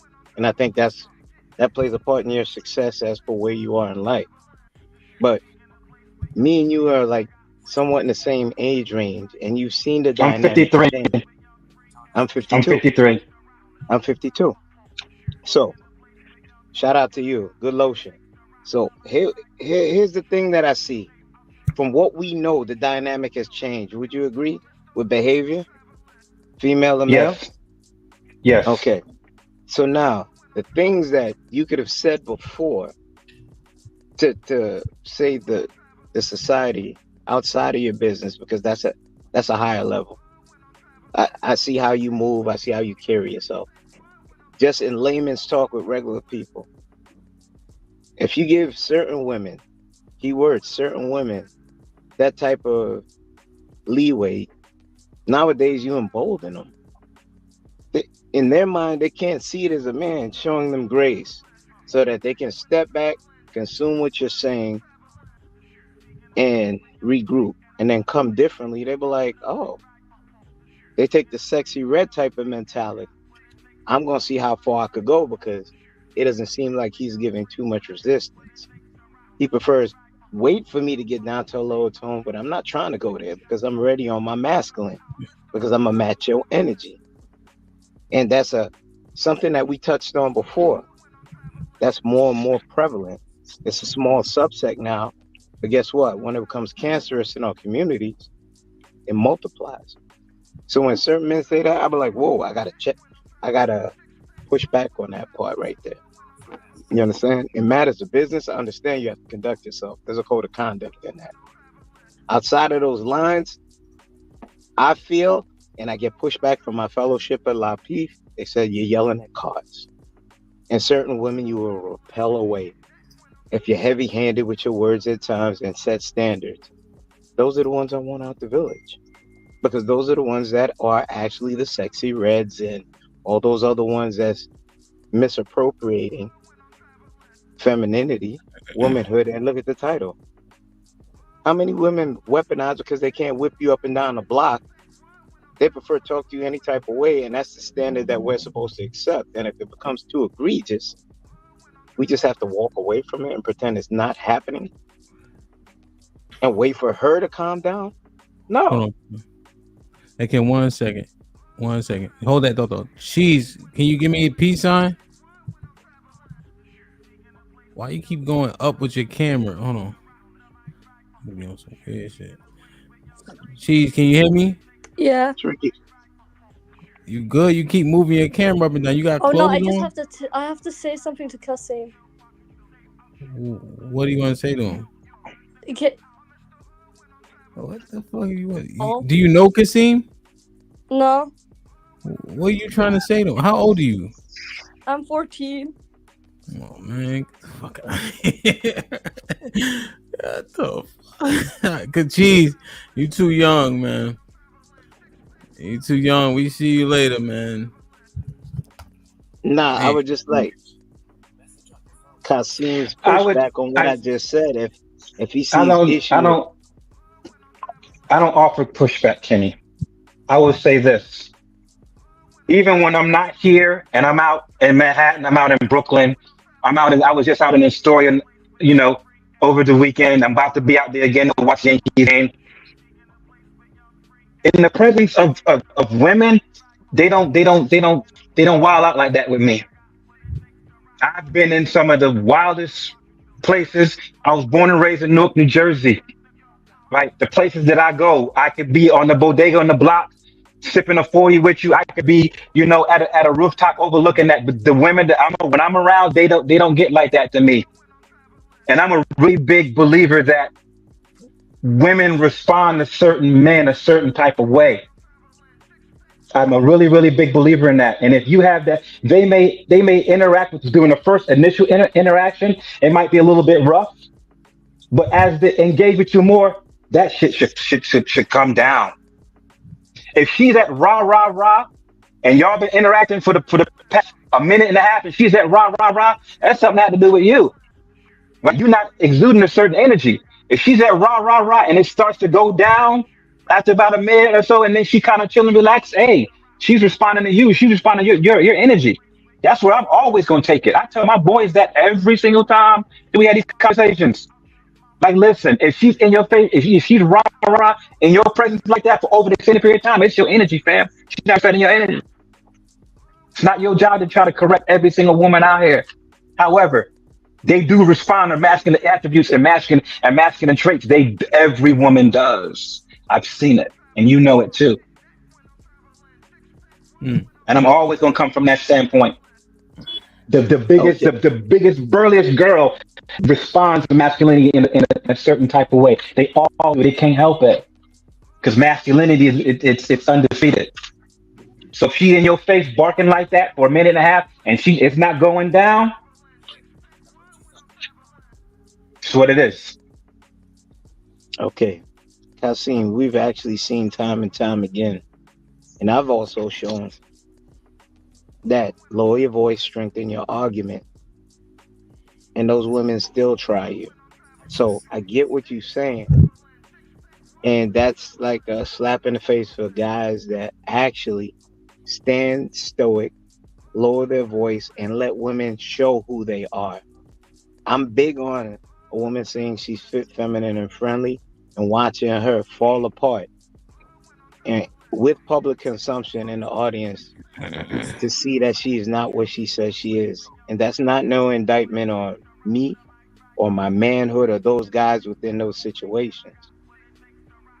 Holding someone accountable for their behavior, speaking at a low tone is not a is not a demotion for a man when he expects a certain thing from females.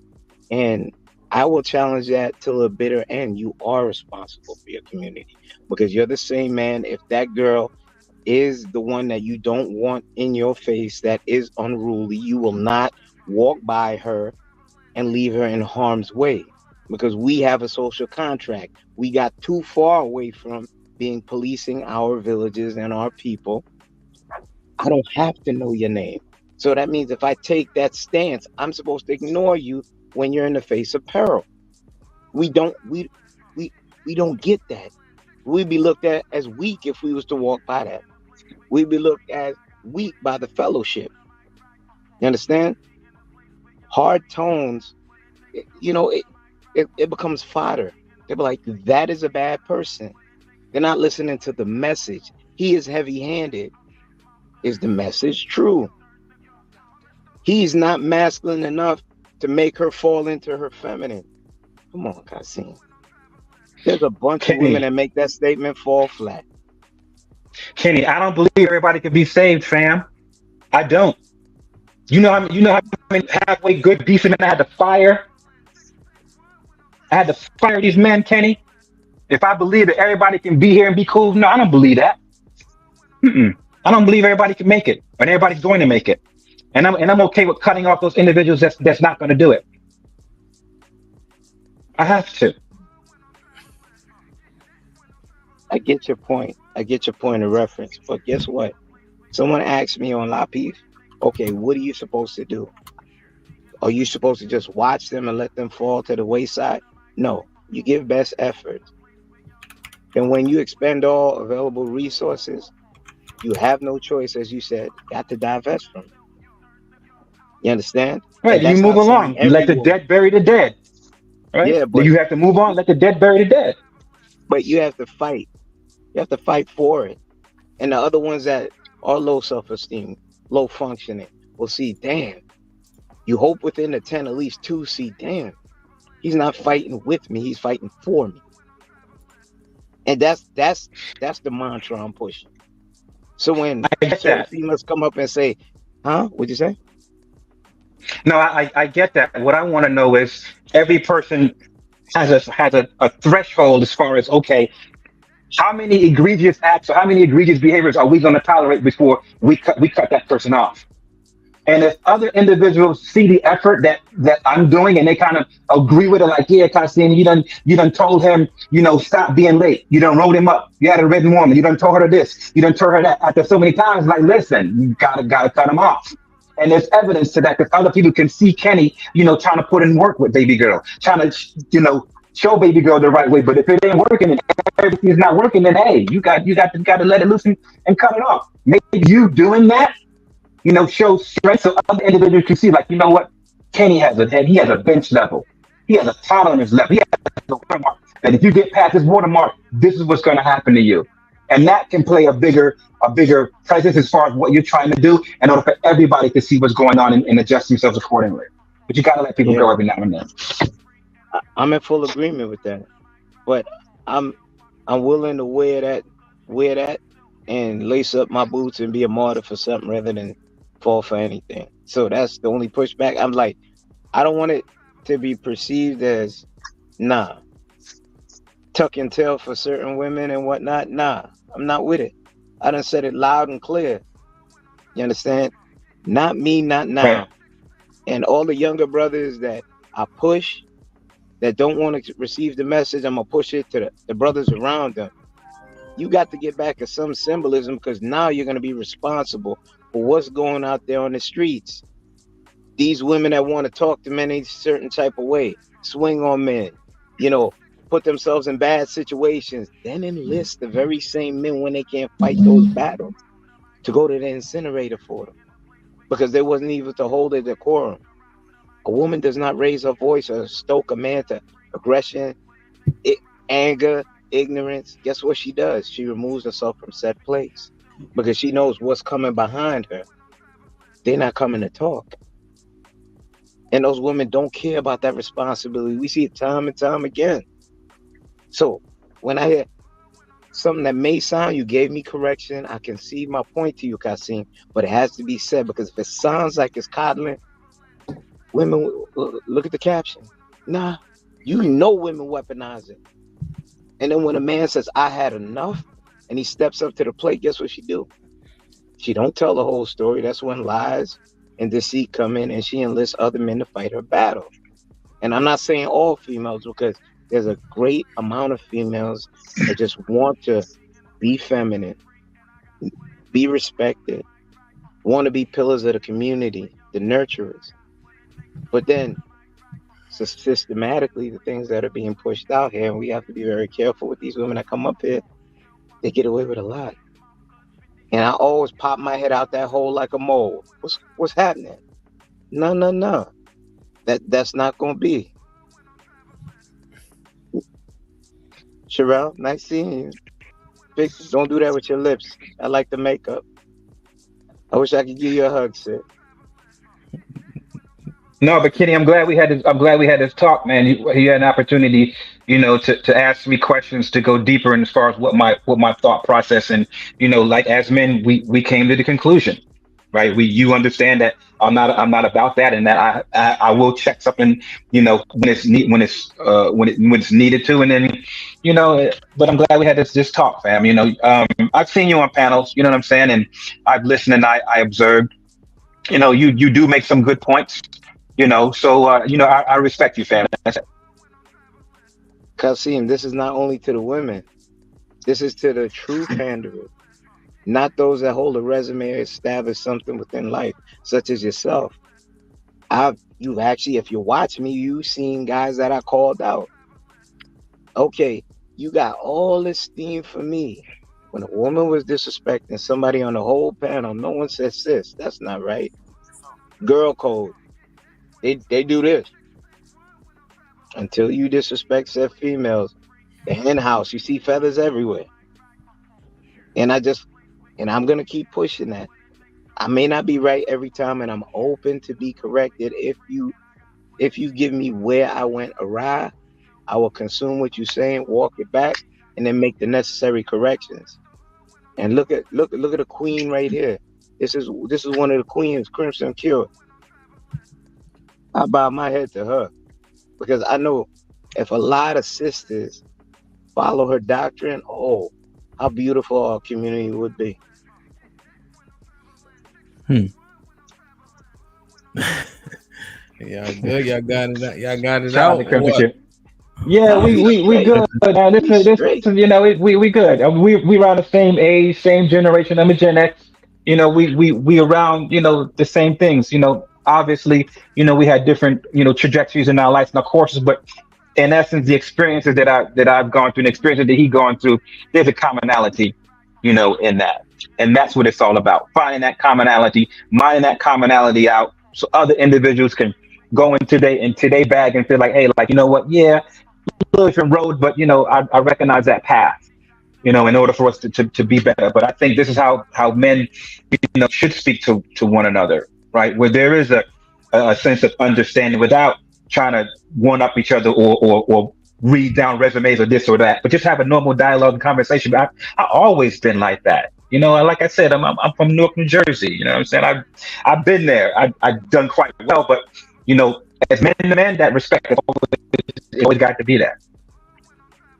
Yeah. Big shout out to Sway, the little young dude yesterday. You can get one of them wedgies, boy. I don't think Sway here. He was talking real greasy to the old heads yesterday. He was I had to step away for a couple of times, but I thought he was actually mild compared to how Sway can be.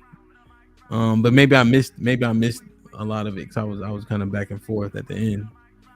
See, my biggest pushback with him, he's saying your old heads can't teach me nothing. So, all right, well, let's do this. Rel, call Sway. Text him. Text Sway. I'm with it. Oh, cuz. So, Kasim, oftentimes it's not that, like, I there's a couple people saying in chat, they don't see you as a panderer, right? Like, I've never heard that mantra be associated with you, but your level of but also I'm just saying I haven't seen a lot of people say that either. You know what I mean? But when you have a different understanding, oftentimes your understanding is different right? And then this was the one not the one, but an opportunity where it was able to get mined all the way down. Why do you think your how you see it is often a little bit different? Because if I'm gonna be always 100 with you, because I don't think a lot of men have really taken time out the game to really work on themselves, to reflect on themselves, to take accountability for the things that they've done wrong, and understand that how they move is not right. Because when you have a certain mindset, you've been doing things for a very, very long time, you become to think that this is who you are and true to who you are until you got to get out the game and start picking apart your results. And you got your results laid out in front of you. It's like, damn, like I don't have this, I'm not doing this is failing in my life, that's failing in my life. It's like, oh shit, I thought I was doing things the right way, but I just have a whole sea of burnt bridges and failed decisions. Right. So then I had to go back and recalibrate the way that I thought, and I said, when I got divorced from my wife, that was probably one of the best things, because I had this guy who was my marriage counselor, right? And he really got me to think about the things that I contributed and what I did, right? Because not only did my marriage fail, but also my business my career was messing up, right? I was getting roadblocked from doing this and roadblocked from doing that, but I had to really change my mindset, my mentality, and accept a lot of things, right? And then once I started doing that, things started to move more in my favor, right? My communication got better. My level of understanding and empathy got better. I didn't be so selfish anymore. But then the people I'm around got better, and the dynamics got better, and then the relationship with my kids got better, and I got along better with my ex-wife, and then I'm starting to do all of these things because I had to change the way that I thought and the way I perceive people. And I believe that not enough men do that enough in order to get a better perspective, right? Then obviously the training that I got in my profession and my career when it came to coaching and problem solving and managing and all those other things kind of helped me as well, because I can use those in my personal life. And when I use those in my personal life too, especially when it comes to communicating and talking with people and negotiating, it got a lot better. So, but the first thing I had to do, man, was realize that my thinking was fucked up. I wasn't perfect. I mean, there are a lot of horrible decisions, and those decisions, it was a stumbling block from who my potential could be and who I always could be, because I'm the only child, right? My mother was my grandmother's first child, right? So I am like the goose that laid the golden egg. Everybody always knew that I had some type of potential because, they kind of spoiled me a little bit. And I felt that through my cousins and everybody, like, oh, Costa, they like you because you do this and you do that. And I felt that pressure. Right. So, but it got to a point where, I had to really look at myself and understand that, what, my thought pride and my mental was messed up. I had to get my values back, right? My character back, right? And once I did that, step out the game, and then everything started working in my favor, man. So, I don't think a lot of men do that. And if they did that more, they would get a little bit better results. Yeah, okay. So you want to go ahead? I was just saying the level of introspection, right? Mm-hmm. To see to control the things of which you can control before you start looking at absolutely. Before you start looking at outward sources that are in the way of your path. I think people have to first make self-correction. That way, then when I do point a finger, it's legitimate. Mm-hmm. Yes, that's exactly it. So that would be like the evolution of Kasim would be where people need to be, right? So if you're respectful, then you give respect. If you truly respect yourself, then you would start with respect. Kenny said, he's coming up here to make sure that these women who say they're fit, feminine, and friendly, I'm gonna throw hot water on their back and watch them react. But I'm a hope nobody saw me throw hot water on their back, just so I can prove it, right? So so you would say your natural disposition of who you are is now BS because of who you are when you're angered, who you are when you're triggered, who you are when somebody comes to push your buttons, who you are when somebody comes to disrespect you, even though we know that the majority of people won't react the same way. And it doesn't necessarily make you weak, but it's like trying to walk a mile in somebody else's shoes. Certain stress levels, you can always say what you're going to do until it's you. And you're put in that situation and you'll respond in a different way. I think a lot of times we're saying that everybody can't be saved, but y'all won't acknowledge that everybody's not a savior. And nobody should be following somebody into results that they don't even want for their own lives. And some people are leaving and going to places that's never been, if we ain't never seen this. So they're trailblazers. And trailblazers will always be misunderstood because that's where true innovation comes from. Everybody was riding horses at one point, and the man was running around talking about, I'm about to make a car. I'm going to put gas in it, and we're going to be driving. And everybody was looking at that man like, that nigga crazy. But look at us now. And then one man came along and said, I don't even go put gas in my car. It's going to run off electric. And everybody was looking at him, how you going to make a car run off electric? And look at us now. So it's like y'all always challenging the people who are trying to trailblaze something that's never been done because it doesn't fit into your status quo. So are you trying to save people, or are you trying to project a lifestyle that you seem fit for yourself and you're trying to project it onto the masses of people thinking that the only right way is your way? Everybody don't even want to be saved by you. Some people would rather burn, and that's more about you than it is about other people. Because if Hemp can get through to him, and Aaron can get through to him, and Kasim can get through to him, and Be Nice can get through to him, but then they have an issue with Kenny, why are they the issue and not Kenny? Both Why can be every right. time they have conversations with the men that's going to respect them and just trying to be genuine and not trying to poke their buttons, they're having positive discourse with people who are being genuine with them. Why is she the problem when somebody comes to throw hot water on her back and then say, why is she screaming?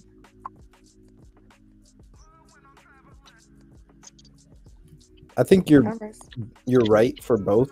Like, either you're the person that can see the problems but just doesn't care to change them, or you can be the person that wants to change them. Like, it's either or. That's not really what she articulated. I mean, anyone, like, just because one person gets through to women, like, not what she said. She said she used. So I think she may be talking. She was talking to Kenny, maybe, but if the majority, she named people on the panel that can get a message through. If you're the outlier in the example of how they can't hear you, why is it them?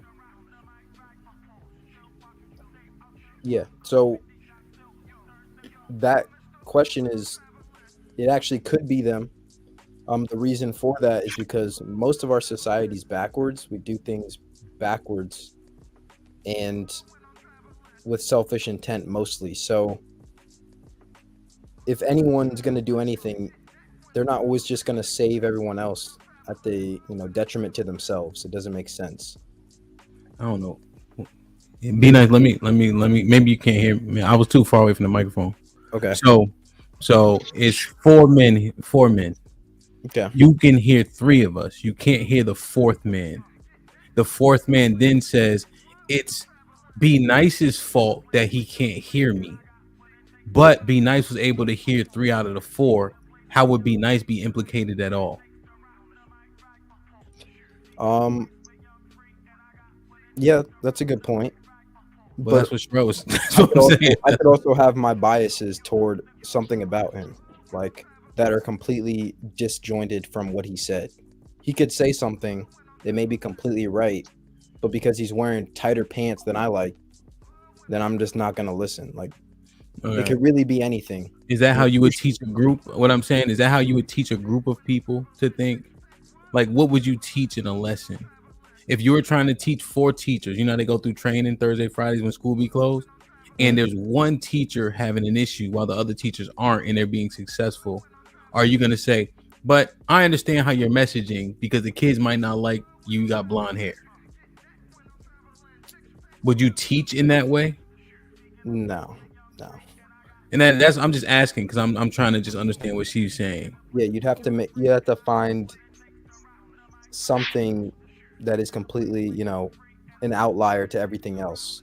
That would be the problem. Obviously, that's not easy to find, but that's a good thing that I have brought up, because you have to understand who you're teaching, who are the students. We have to deal with that, right? In my high school, we had a special class for all the gifted people, because these motherfuckers were so smart. They needed to be in classes and challenge more, because what they notice about gifted children is if they left to their own devices, they'll just be destructive. So they're too smart. They finished their work. Now they cutting up in class, distracting all the other students. So they started taking the smarter kids and removing them and putting them in classes and challenging them more than they would challenge the average child. And when I was in high school, I would go to my counselor at the second half, and I'd be like, my grades would be better if I was in this class with this teacher, with this class with this teacher, and she would switch my schedule every year. And my grades would always be better after I got put in the classes with the teachers and the students around the time that I needed. Like, I can't do math early in the morning. I need 4th period math. That's a different point. I need a class like dance first period, because I'm a sleep in first period no matter what I do. So put me in a class where I really gotta learn like that. So I would switch it around to make it productive to me. So you know what, Pam? Before you guys get started, I got a 2:30. But this has been a really good dialogue. I'm gonna try to hop off or hop back on after this meeting. But always chopping up with y'all. So y'all keep it up, man. I'm gonna try to hop back on after this meeting. All right, Cassine. Love you, man. Appreciate you. All right, man. Big up. Yep. So, with that being said, you got favorable treatment, and you thought that made you a better woman. I'm gonna get XYZ classes because the other ones I didn't like, I would not challenge myself. I stayed within my comfort, and then I excelled, and I'm using that as an example as for why that made me a better Sherelle. That's pretty much what you just said. It is. So, Aaron, if I wasn't doing well, if I need help, and you're not the tutor who can teach me, and Aaron is a tutor, and for some reason he can deal better with me to advance my learning, then yes. Why should I stay with you and fail when I know that Aaron can teach me better? the accountability is where she's saying that she went somewhere to make the change for herself. She's not avoiding accountability by saying that she's not, making the change to make it work in that class. She's taking accountability by doing the work to put herself in a better situation so that she can succeed. I'm going to avoid what challenges me, and I'm going to find something within my comfort zone. And then I'm going to say this is now establishing me as a better person because I moved away from adversity. I stayed in the comfort zone, and then I excelled. So that worked better for me. Aaron, peace. I have a question for you. You was a non-commissioned officer, yes? Greetings to the panel and chat, and that is correct. I was a non-commissioned officer. Okay. At one point in time, you had a drill sergeant, yes? I had a drill instructor, that's correct. Okay. Did you like everything, the heavy-handedness, the harshness that came with it?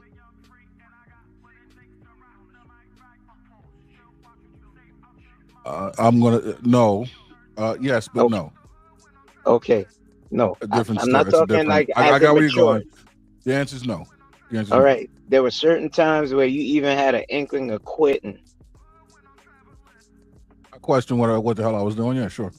Okay, they didn't give you a pacifier and give you an easier way. You had to rough it, didn't you? You definitely had to stick it out. And long term. In the long term. As it matured, as you're a man now, you look back and you said, I needed that because guess what? It made me the man I am now. Yes? Sure, absolutely. Okay. So when I hear peace and tranquility say that, oh, you're piling on for what Sherelle says. that means you see what I say is heavy-handed and it's not necessary. I Guys, think. Go ahead. You weren't done. Go ahead. y'all are too soft nowadays. And y'all will never want to see how it matures, you being put in adversity from someone who has a resume. You understand? That has been through things and doesn't want the brothers that come in back of me or the sisters that come in the next generation to have to really go through what we had to go through. Just be more wiser. Take what you need from these discussions. Men like me lead by example. I'm not just a talking head by a bodega. I still, So, I made sure that I didn't get my felony expunged.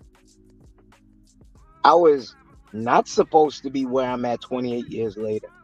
I was not supposed to be the person that got certificates and taught brothers, get up. I'm not going to give you a fish. But guess what? I'm going to get up out my bed on Saturdays and Sundays and I'm going to teach you certain things. And I'll just leave it at that. So I remember Miss K, you're thinking that the classes were simpler, yet the work was the same. Yet Miss K was the math teacher that got everybody to score high on the ACT because she was just that beast. That's where all the students wanted to be. I want to be in Miss K class because she's a beast at what she do. She's the better teacher. And the better teachers are going to breed the better students. So yes, if I got an opportunity to go by the best teacher, I'm going by the best teacher. You didn't say you went by the It's the same with teacher. coaches. It's the same with, yes, it is. Like if you're a leader, I want to be with the best leader with the best result. Because we get to choose and pick our leaders. We get to choose and pick who's going to teach us. I want to go over there because they know how to talk to people. They know how to lead. They're effective. I can see the results. So that's what women are choosing to do. Certain women. I see where the both of you are coming from, and I think you're talking past each other. So, Kenny, I guess what you're suggesting is rather than deal with the obstacles and getting through the failures down the path to success, and it's softer to want to do it comfortably, where there's more assistance, there's more guidance, where you have the opportunity to operate in a very calm and comforting environment. Of course, one would succeed. But I think there has to be a line drawn between what's considered an obstacle and what's considered a barrier. And I think maybe what Sherelle may be alluding to is recognizing and understanding one's limitations and avoiding barriers that would otherwise be a total impedance towards success. And a lot of people don't make the decision to go into military recruit training, especially the Marines. That's a conscious decision to deliberately be broken down to the bare wood. That is a comfort level that I had to accept before I got there. Most folks don't do that. I think most folks do kind of sort of need a degree of comfort just to keep their bearing and to keep their wits about them. Now, I would agree, like I said, iron sharpens iron. That is not a peaceful, right, undertaking. It's gonna be abrasive. You have to take away steel and material away to hone that edge. I agree. But I think it's up to the individual to determine the difference between abrading away material to hone an edge and just completely destroying the instrument altogether. Aaron, I get what you're saying. Her main point was to I understand both your perspectives, and to a degree, I agree. But go ahead. What were you saying? Yeah. Her main point was to pretty much says, in layman's term, Amp has a certain rapport with people. Why can't you use the same rapport as him? Because he has X amount results. Who is following you? And I know where that's coming from, but that's another episode. Who is following you and what you say. You don't see him majority on public media. If Hamp has 100 people following him, I salute him. If I have one person following me, I salute that, because they get the message. They didn't run away from it. They chose to stand within the adversity because they saw long term what it would give them. Again, I stand when I hear these certain discussions and people like to pawn it off. Y'all are soft, and y'all take an easy way out the majority of the time. And the funny way is just different in dialect, tone, and delivery. Hamp never got nothing easy. But guess what? He laced up his boots. He didn't beg nobody for nothing, but made the best of it. Because he chose to be more diplomatic with it. Does it change the message? No, it don't. Guess what you did? You just grabbed your books and went to a different class because she spoke softer. That doesn't make her a better teacher. That means you are unwilling to challenge yourself to get a message.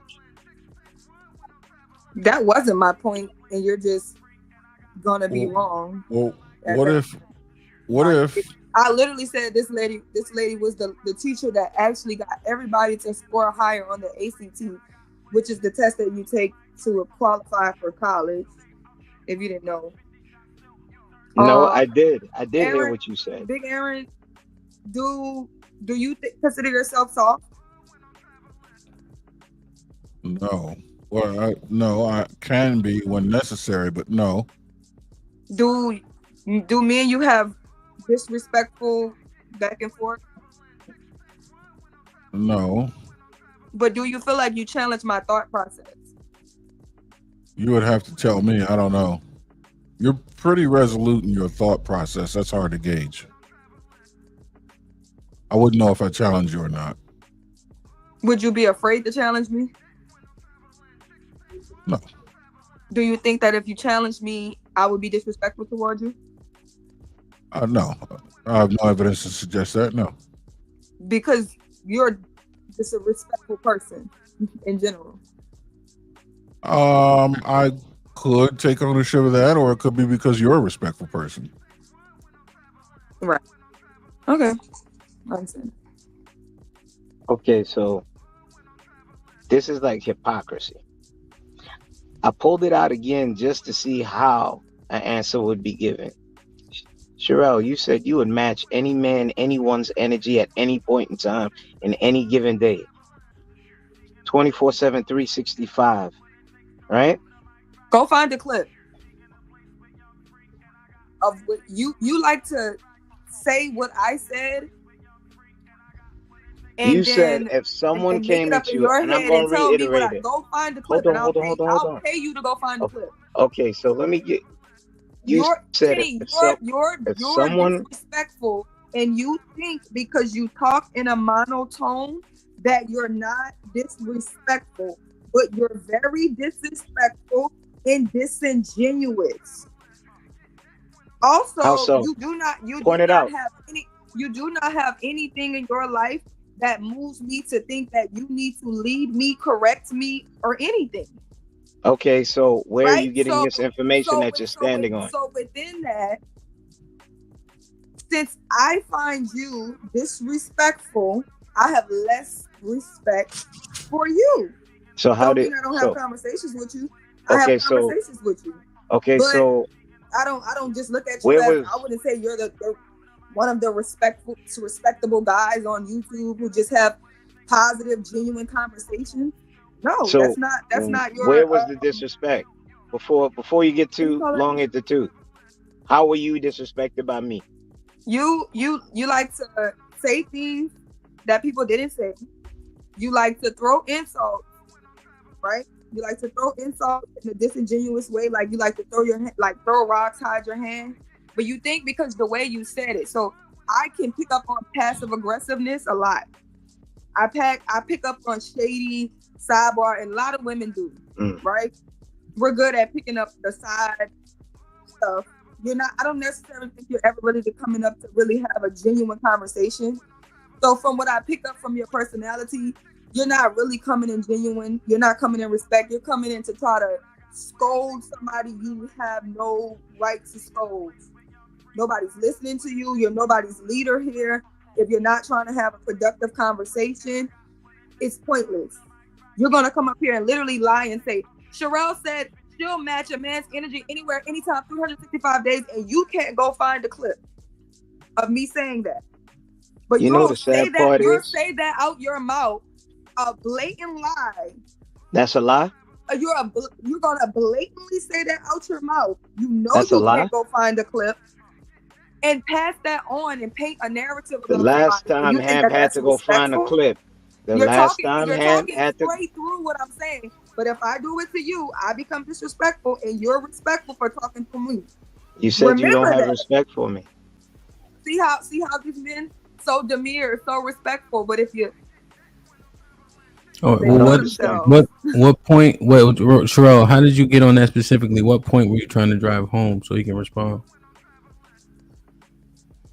The point is he's getting a different response from the women. He thinks that y'all Okay, are so soft. still on the okay. Yeah, y'all are soft because you respect y'all more. He's not gonna try to like bring into the fact that he's disrespectful and he's not And always trying to have a genuine I asked you conversation. to point out where the disrespect. I just Show me told where I I just disrespect. told You you said just I was lied to me and insulted me Sherelle. You never. underhandedly, and I picked up on it. You Okay, always that's do that. underhanded saying directly that you said you would match anyone's energy. That's lying on you. Yeah.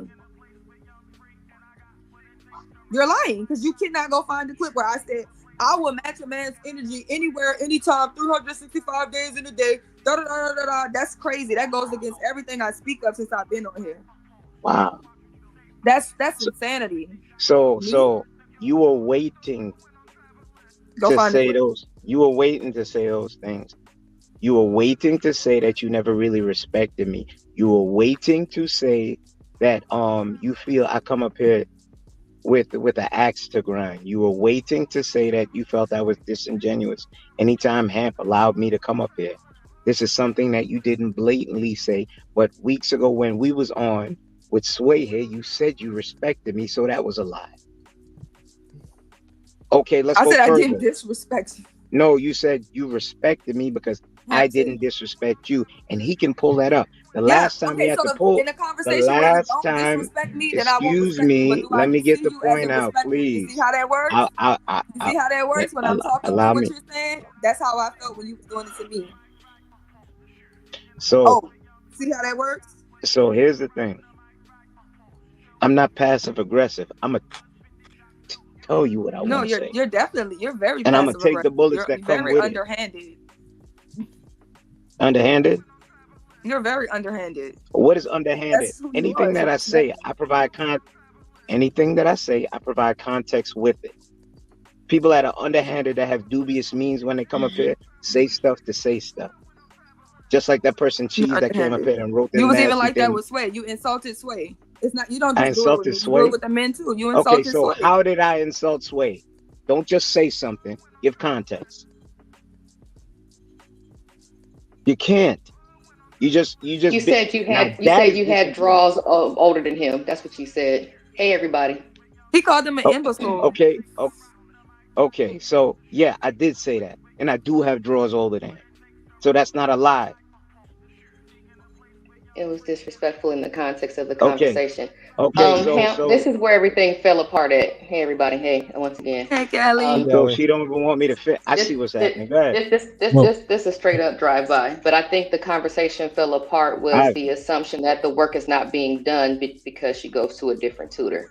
That's where it fell apart at. So she's trying to say that just because I go to another tutor doesn't mean that the work is not being done. Kenny is saying that if you go to another tutor, it's just easier and you're not going to, and he's assuming that you're not going to be doing the work. That's where the conversation fell apart. Happy to update you guys. I'm going back downstairs. Okay, so now don't run, stay to merit what you said. When I said what I said, I used Aaron as an example. I said, when you run from adversity, are you really seeing, pretty much paraphrasing, the best you? If you always go for the easier way, how is that disrespectful? Okay, so the easier part doesn't make sense. It wouldn't make Because that's sense his to own. you, That's his even though own interpretation. Kenny, you had. well, hold on, Kenny, real quick. Well, I think his question was, how is it disrespectful? Regardless if you think it's coherent, yeah, no. is inconsequential. Was Yeah, that disrespectful? I didn't sound like it. It's not disrespectful. Okay. Yeah, it's not disrespectful. But you were about to say, tell me how you really feel. Who, me? Why didn't it make sense? Why didn't it make sense? The reason why it doesn't make sense is because if you go to a better tutor to be taught something, like let's say I want to be one of the best Brazilian jiu-jitsu guys, right? And I go to a regular gym, and in there, the highest belt I see is like a green or brown. But then I go to a different gym, and I see purples and blacks.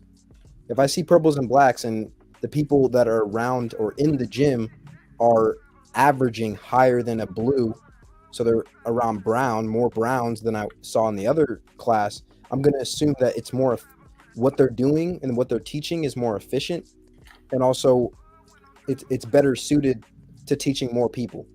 It's not as closed off to the amount of people you can teach. So they're doing a better job at getting the information across to more people faster. Okay, so the dynamic I gave is adversity. If you move away from adversity, how will you, if you're always taking the easier way, the easier path? Okay, when will you ever challenge yourself to get over certain obstacles if you're always taking the easier way out? The dynamic that you gave within that is false, because the harder way would be going in with those black belts. The easier way would be taking the little green belts and the white and yellow belts. So no, but my goal is to be one of the best Brazilian jiu-jitsu people. So if my goal is to become the best, then I'm not going to put myself in a situation where the people aren't actually competing at the level that I want to get to. I would want to go to somewhere where I can compete with the people that are where I'm going to be or where I want to surpass. Okay. Bad analogy. Bad analogy. You also have to ask how long those guys have been in there, because if they're giving away belts, those guys have been in there for 2 years and they're getting black belts, stay away from that. You want to go to the place these guys have been in there 10 years and they're at orange belt. Yeah. The dynamic that she gave is that she couldn't correlate with the teachers that she did have, so she went to teachers that could teach her, that more people went to. That doesn't mean that those other teachers were ineffective. It's fair to say that those teachers had the same aptitude or better skills, but said person didn't challenge themselves to say, I'm going to stay here, I'm going to rough it through and see it through. That's like you going to the black belt class and they whip your ass, and then you run to the blue and yellow class. That's the dynamic. Okay, Kenny. I understand. I thought you were making that point independent of the teacher aspect. I see a lot of parents do that too. Like I would generally do that. Like if the teacher is ineffective for the child, you often switch the child. Very seldom are you going to tell your child to like rough it through because they don't learn it and they don't get the grades. What happens? So that's the only thing I see as a difference there. I'm not going to subject myself to a teacher who's ineffective for that child. I'm going to find a teacher who's effective. And parents often do that, Kenny, as a flaw. Just to be fair to your argument, is like we motherfuckers always think everybody think their child is good, right? Like my wife be like, what they do to Big Chug? They ain't do shit to Big Chug. He be punching shit in school. That's what he does. It's him. He's bad. You know what I mean? But a lot of parents don't say that shit. You know what I mean? So but I see it. I just like how many parents would lead their kid in the classroom in which they're not learning. A lot, and that's the idea that no, tough it out or fail. But why would I tough it out here when I can have it better over there and win? People think that gotta do it the hard way make life more enjoyable for you, and you're so upset about the hard life that you live in that when somebody else is living an easier, simple life, that bothers you. And now you want other people to live a hard life so that what? That's like those parents. I used to walk 50 miles in the snow, and I'm not. No, that's actually not what I'm trying to convey. About 50 miles in the snow, but what I'm trying to convey is stop always looking for the easy way out. Have the hard conversations. Do the hard work. It does have dividends. Everybody want to be soft nowadays. And I feel it's my opinion to say so. And that doesn't mean I'm demeaning anybody. That doesn't mean I have a resume because I've done the hard work to get where I'm at. You understand? So I have a testament to say, if you can find your way of working smarter, not harder, kudos to you. But that's an outlier. Because ain't nothing given to you easy out here. I had to deal with racism. I had to deal with extremes of weather. I had to deal with being marginalized, denigrated, racially profiled. There's a lot of other things that go into it. So if I'm giving my testimony and you say I'm coming up here being passive aggressive, you lack respect for me for speaking the truth. I'm never passive aggressive. I'll show my left hand and I'll show my right, the burned one. You understand? I tell it straight up. I got nothing to hide. I'm just conveying a story. Take what you need from it, but don't say I'm disingenuous. The more so wait. talk, I'm not. Wait. Let me land my plane. I'm gonna land my plane. I'm gonna land my plane. Let him land the plane. I'm gonna land my plane. And this is the same thing. There's no point in talking to this man or listening to him at all. Okay, so I can't get it off. You don't have the decorum, but you say that you have. No point. Okay, you already feel that way about me, so I'm gonna okay. So no, let him land it. We don't okay. Go ahead, can land it. So in real time, you had Callie come up here and point out me disrespecting Sway about the drawers, but she's not gonna point out the 4 or 5 things that he said I could not teach him and the disrespect that he was showing. Because you can't teach. That's not disrespectful to say no. You can't teach nobody. What do you have in life to teach somebody? Nobody wants your life. What are you teaching them? What do I have in life? You asked the question. What do I have in life? Somebody in life that doesn't want to learn from you. Move on. Okay. You don't no. Don't change the problem. You asked what do I have in life? Want to learn from you. I have education. I have. You asked. Hold on, Kenny. Terrell, what does it gotta take for him to just finish? I know Kenny has a slower cadence, but let him go ahead and finish it so you can understand and rebuttal with all the information. Okay, you said what can I teach? I have a library of stuff that I can grab CJ, I can grab Peace and Tranquility if they're willing. If they're willing, I can teach them how to fish. Can you? No. You understand? I can teach them, okay, don't do this, young brother. This is what I did. This is how I felt first, face first in this. I can actually show you and document it. So when I hear women talk like that about men that are established, that's the same thing I'm talking about. You hide it very well, though. I'm glad I could pull it out of you from time to time. And Who hides it? Who hides it? Wait. I'm glad that none you of that can. shit, okay? I'm glad. I don't have to curse at you. What you think I don't have to curse at you. I'm a thug. Okay. You a what? Okay. You a what? I'm not feminine or friendly. Wait, you said you were. Don't ever. Wait. Hold on. I just want to hear you correctly. I've never been a thug. You say you a thug. I'm a thug. Checkmate. I'm a thug. Checkmate. Because you Callie, now hold on. In your mind, hold on, Ro. You're hold on, Sherelle. Hold on, Sherelle.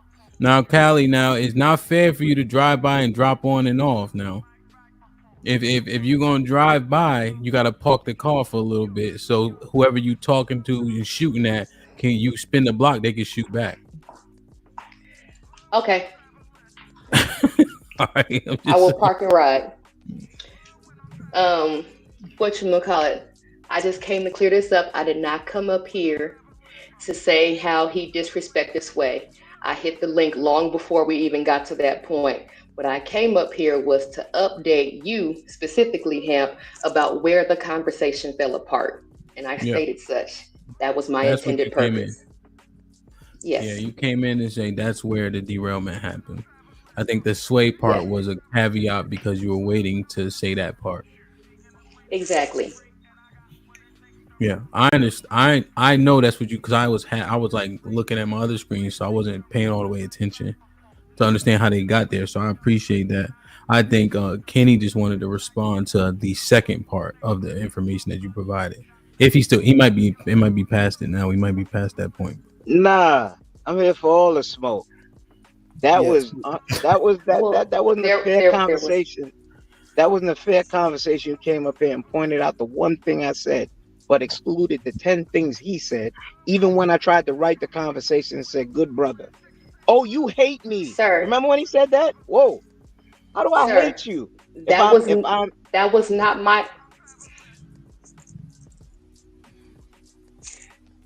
my purpose in coming up here. Okay, that was just an addendum while I was waiting for my turn to clear up where the conversation fell apart between you and Sherelle. Oh, that so was Callie, it. it was I was not coming up here. I was not coming up here to keep a tally or anything like that about who threw what insult first, or did you actually disrespect Sherelle or anything like that.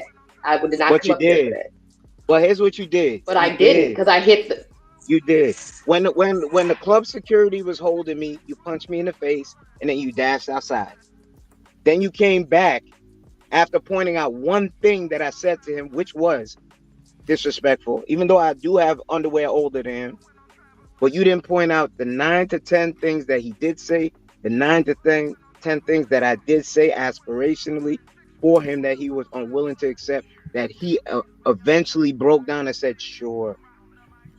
I don't want to agree with you. I did not come up here to have that conversation about how the disrespect was going between you and Sway, okay? That was the last thing that was stated. You said, how did I disrespect Sway? That was the first thing that came to mind because it was funny. You was talking about you got draws older than him. That was it. And then I moved on to what my stated purpose was, which was to clear up where the conversation had derailed between you and Sherelle. I was updating him. And could you kindly repeat that for the panel where you felt it went awry? Could you repeat that for the panel? You were assuming because that Sherelle went to a different tutor or a different teacher that there was no work being done or that there was no challenges involved in said work by going to another tutor. She never said that. It was never implied. That's what you just took from it. Okay, so now if you rewind what she said and you get that clip, you will say sorry again, because she made the dynamic that there were certain things that she did not like regarding the other teachers. So she went to said teacher. Later on, as the conversation matured, she said this female teacher got better results and better grades for students. I pointed out and used Aaron as a dynamic. I said, your young people is soft nowadays. When are you challenge yourself with adversity? When you're going to rough it out and go through an obstacle? That is not demeaning to what is being said. But it is true. The generalization is true. And I gave Aaron's plight as for how he became from a spastic into the man that he is now. He didn't have it easy, but as his story matured, he can look back and say, I'm thankful for what I had to go through to make me who I am now. And that's where I left it off.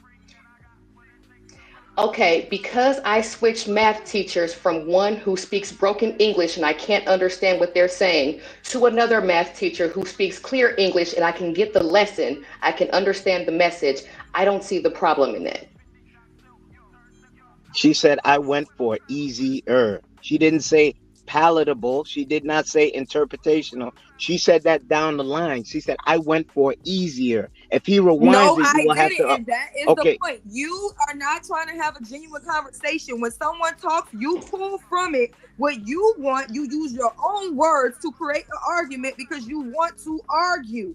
And you think people don't see that about you, Kenny, but everyone sees that about you. That you're coming up here to be argumentative. Oh, Callie, did it get clarified, or are we still on it about that? No, because he's still on it being easier or whatever like that. Even though he said that it's the actual message that matters. So if I'm still getting the lesson, but it's easier for me to understand it from this other teacher, then what's the problem? If it's all about the message.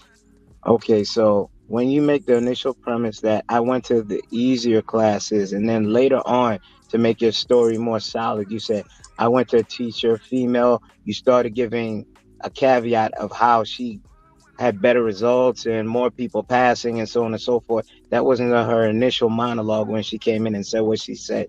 All right, I'm Then tired of talking about the conversation. I ain't gonna lie to you. I just, in terms of clarification, right? I think we often make the assertion that the kids are softer. I often look back about when we was coming up, how many of us are doing well? How many of us exceeded expectations? Or did we fall to the plights in our communities? Which is why the money we bring in is low. Our people are generally speaking at the bottom. And right now it's our turn. Or maybe my turn in terms of being a millennial. I don't know. Is it Gen X turn still? Maybe a little bit, right? But when it was our turn, what did we do with it? So I'm kind of just assessing it from that point. Kenny, I agree that generally speaking, outside of Sherelle, people take the easiest route. I think most often people do, and I don't think they get the best results when doing it. I think that does come from the world of participation trophy, to your point, which I think is an overarching issue. However, us getting beat with extension cords and cable cords and belts and switches, did we come out better for it? I think that's arguable. So okay, I'm just so bringing it you make together. a Go ahead, you valid respond. point, Hamp, but why demonize what is said? You just showed the validity of it. If you were given everything, Hamp, would you be the man that you are now? No. No. You understand? And that's the point that I'm trying to drive home. But I'm disingenuous. You lack respect because I speak truth. You say I'm underhanded, passive, and all these things under because I give you a spoonful of bitters. So now what? I digress. Let me see what CJ got, and I'm gonna read these super chats. What's up, C? But wait, why does he keep running with the narrative that I don't respect him because he speaks truth? That's what he wants to take from it. Even though I told him why I don't respect him, he's going to go into his own mind, make up his own thing, and run with that narrative. And that's the reason why I don't respect you. That is the reason right there, because you do shit like that. Yeah, Sherelle, that happens in a conversation where you'll say a thing. His takeaway is you don't respect me because I speak truth. That's still his takeaway from all the things that you're saying, because he don't think he's doing the things you're doing. He's saying that you see it that way. However, all he's doing is telling the truth. That's his perspective based on the conversation that it had. He don't see himself as disingenuous or passive aggressive. So that's how you see them. Doesn't mean he has to accept that premise. So he's gonna substitute disingenuous and passive aggressiveness and underhandedness to truth speaker? Yes. And that makes sense to you. It makes sense to me. It's inconsequential. But that's why I wanted to hear with CJ, because I just have a feeling he wanted to. You know what I'm saying? I gotta be careful. Wanted to chime in on the discourse. Yeah, so I was watching it from the beginning, in and out, feel me? Then I was trying to catch up. So I stopped like 20 minutes ago. Yeah, I stopped like 20 minutes ago. When Sherelle was saying that she made an example that if she, like, we all hear everybody else, but when Kenny speak, they can't hear him. And I think that was a false premise. I think they don't want to hear Kenny. He's not that disingenuous. He's not that underhanded in his tone. He seems very respectable when I hear him speak. They just don't like the truth. Women don't like the truth, so they'll make any fucking excuse they can to not hear it. That's one of the main points. And Callie always does that drive-by shit. That's how women operate. They want to speak and they'll block you before you can say something back. This is a woman thing, modus operandi, like that's your favorite word. And I was watching Kasim when Kasim was speaking. I wish he would stayed up here. He made it seem like he never get women to disrespect him in the streets, never or whatever, because he was so manly, I guess. And I was like, Kasim, we all know that's far from the fucking truth, that you just so manly. Like, come on, big dog. We can see it. You're not just a masculine man. So why would you try to make that fucking that narrative, paint that narrative when we all can see that it's false? So for this last argument, I agree with Kenny for the most part, man. He's not coming up here just disingenuous, disrespectful. They just don't like what he says. Like most men, they don't like what they say, especially if it's the truth. They'll listen to Sharon, they'll listen to the liars and the panders before they listen to the men of truth that they say they want. And I'll end it on that one. CJ, your right eye not moving for whatever reason.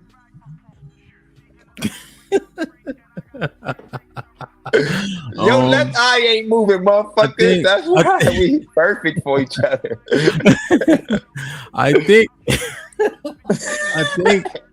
think so if I listen, Kenny will hear something and he'll go at that point. Period. He's coming up to a point that he doesn't like, he's gonna challenge it. Do you think that's the overarching issue, CJ? Yes, women don't like when they get in chat. Women want to run things their way. They don't like which I was talking about yesterday. They want your delusion to match their delusion. And if it doesn't, make that motherfucker. And that's what we dealing with. A bunch of motherfuckers that want us to think like them instead of them thinking like us. They want us to talk to them softly, be delusional, lie to them if we have to. If shit ain't fitting what they wanted to fit, lie to them. You see Callie face every time Fantastic's point out a stat. She be like, stats. Oh no, stats. The truth. Like the shit is just the truth, but they don't like it. Do you think that's feminine? To not No, to like how they respond. I think so, yes. Yeah, I gotta think that's about the overarching. I think so, yeah. No, just 100%. And I think that's the overarching point. Women, when women are feminine, is a problem. Like we get perturbed by this shit when in actuality that's regular shit for them. But I don't. Let me. I want to say this too. Like I'll point out the negative shit. When my girl do it, I gotta point it out. Hey, No, you got a but she dumbass does it attitude though. for no reason.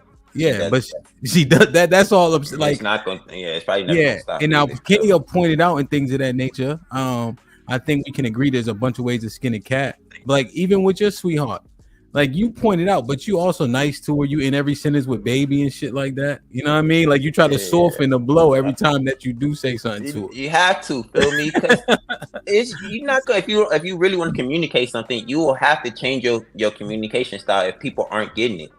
But say that again. If you want people to get what you're saying, you eventually have to change your communication style if they're not getting it. But I have a second part to this. I have a second part to this, Aaron, motherfucker. If they don't want to get it, then they just don't want to get it. No matter how much you change your fucking style, no matter how nice you say it.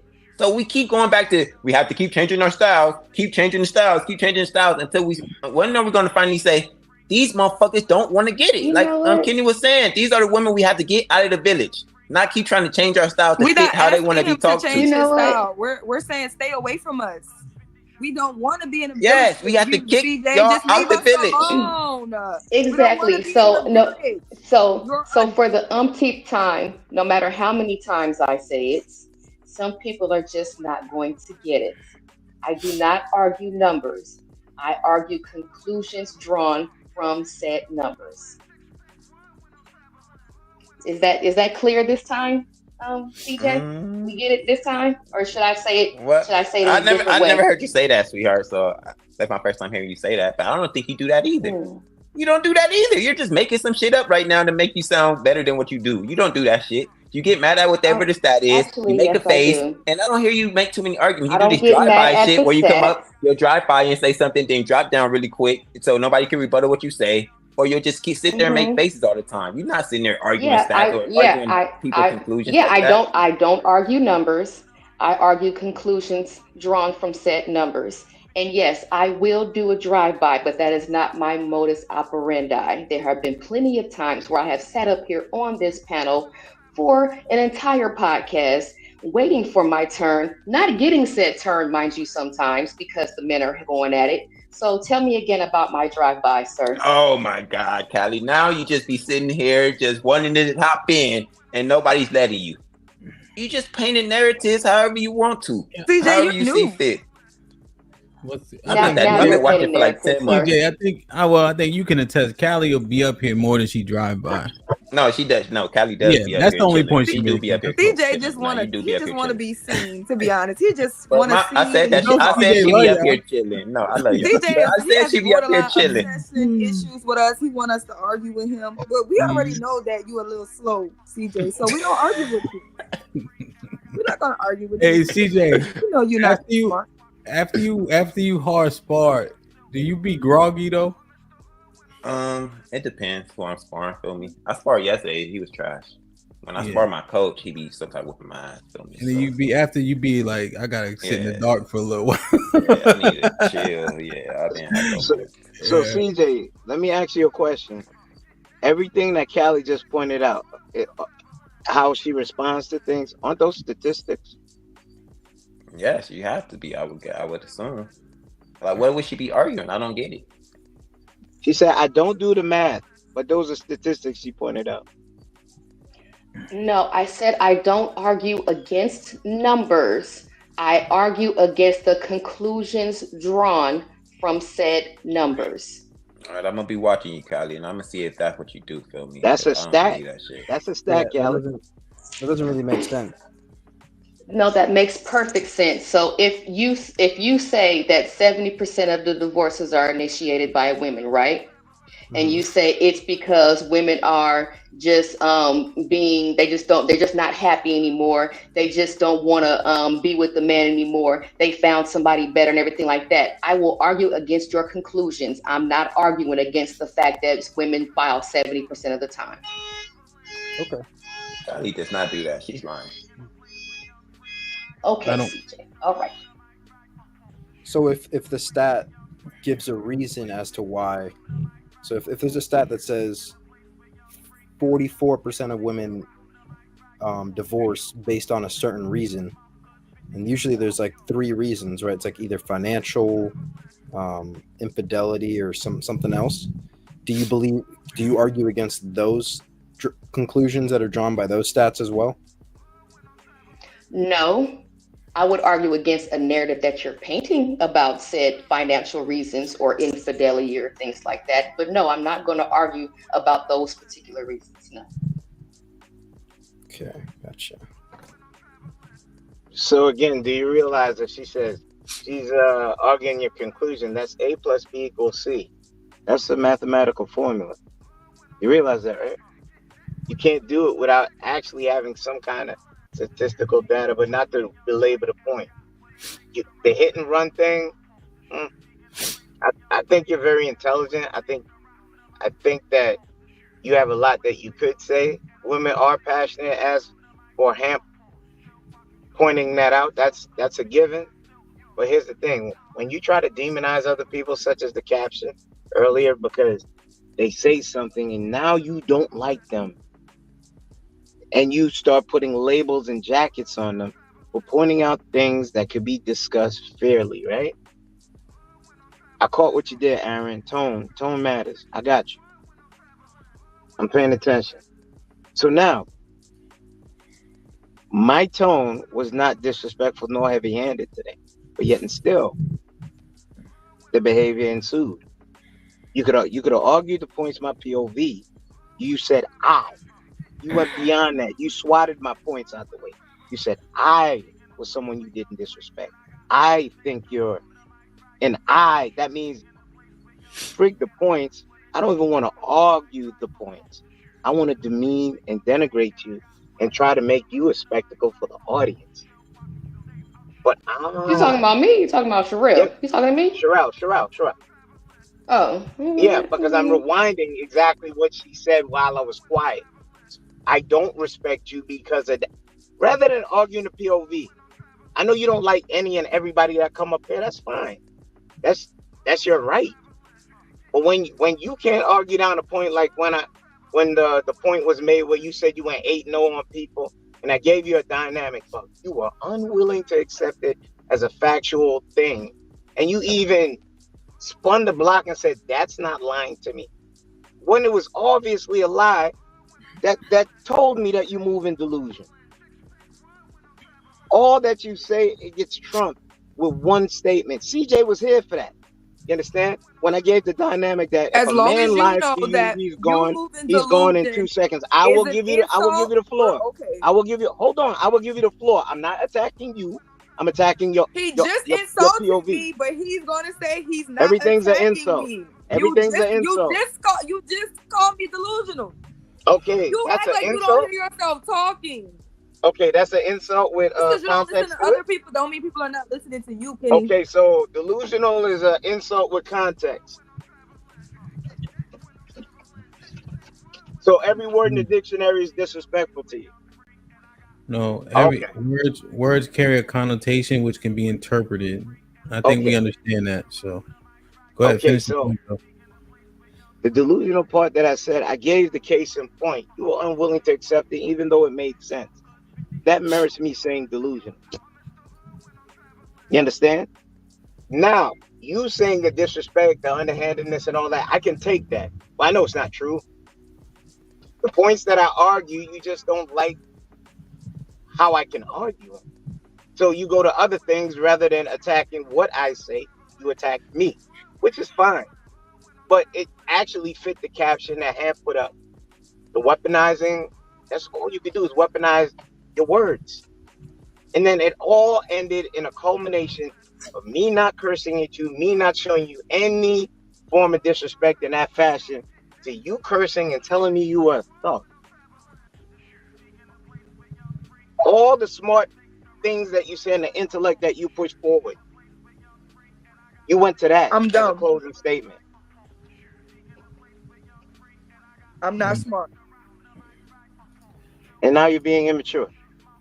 After I'm someone gave you immature. your accolades. I'm dumb. I'm not smart. I'm a I project digress. girl from the ghetto. I've never accomplished anything in my life. Listen, I don't want you thinking nothing highly of me. Okay, I'm gutter trash rat. Okay, keep all your compliments.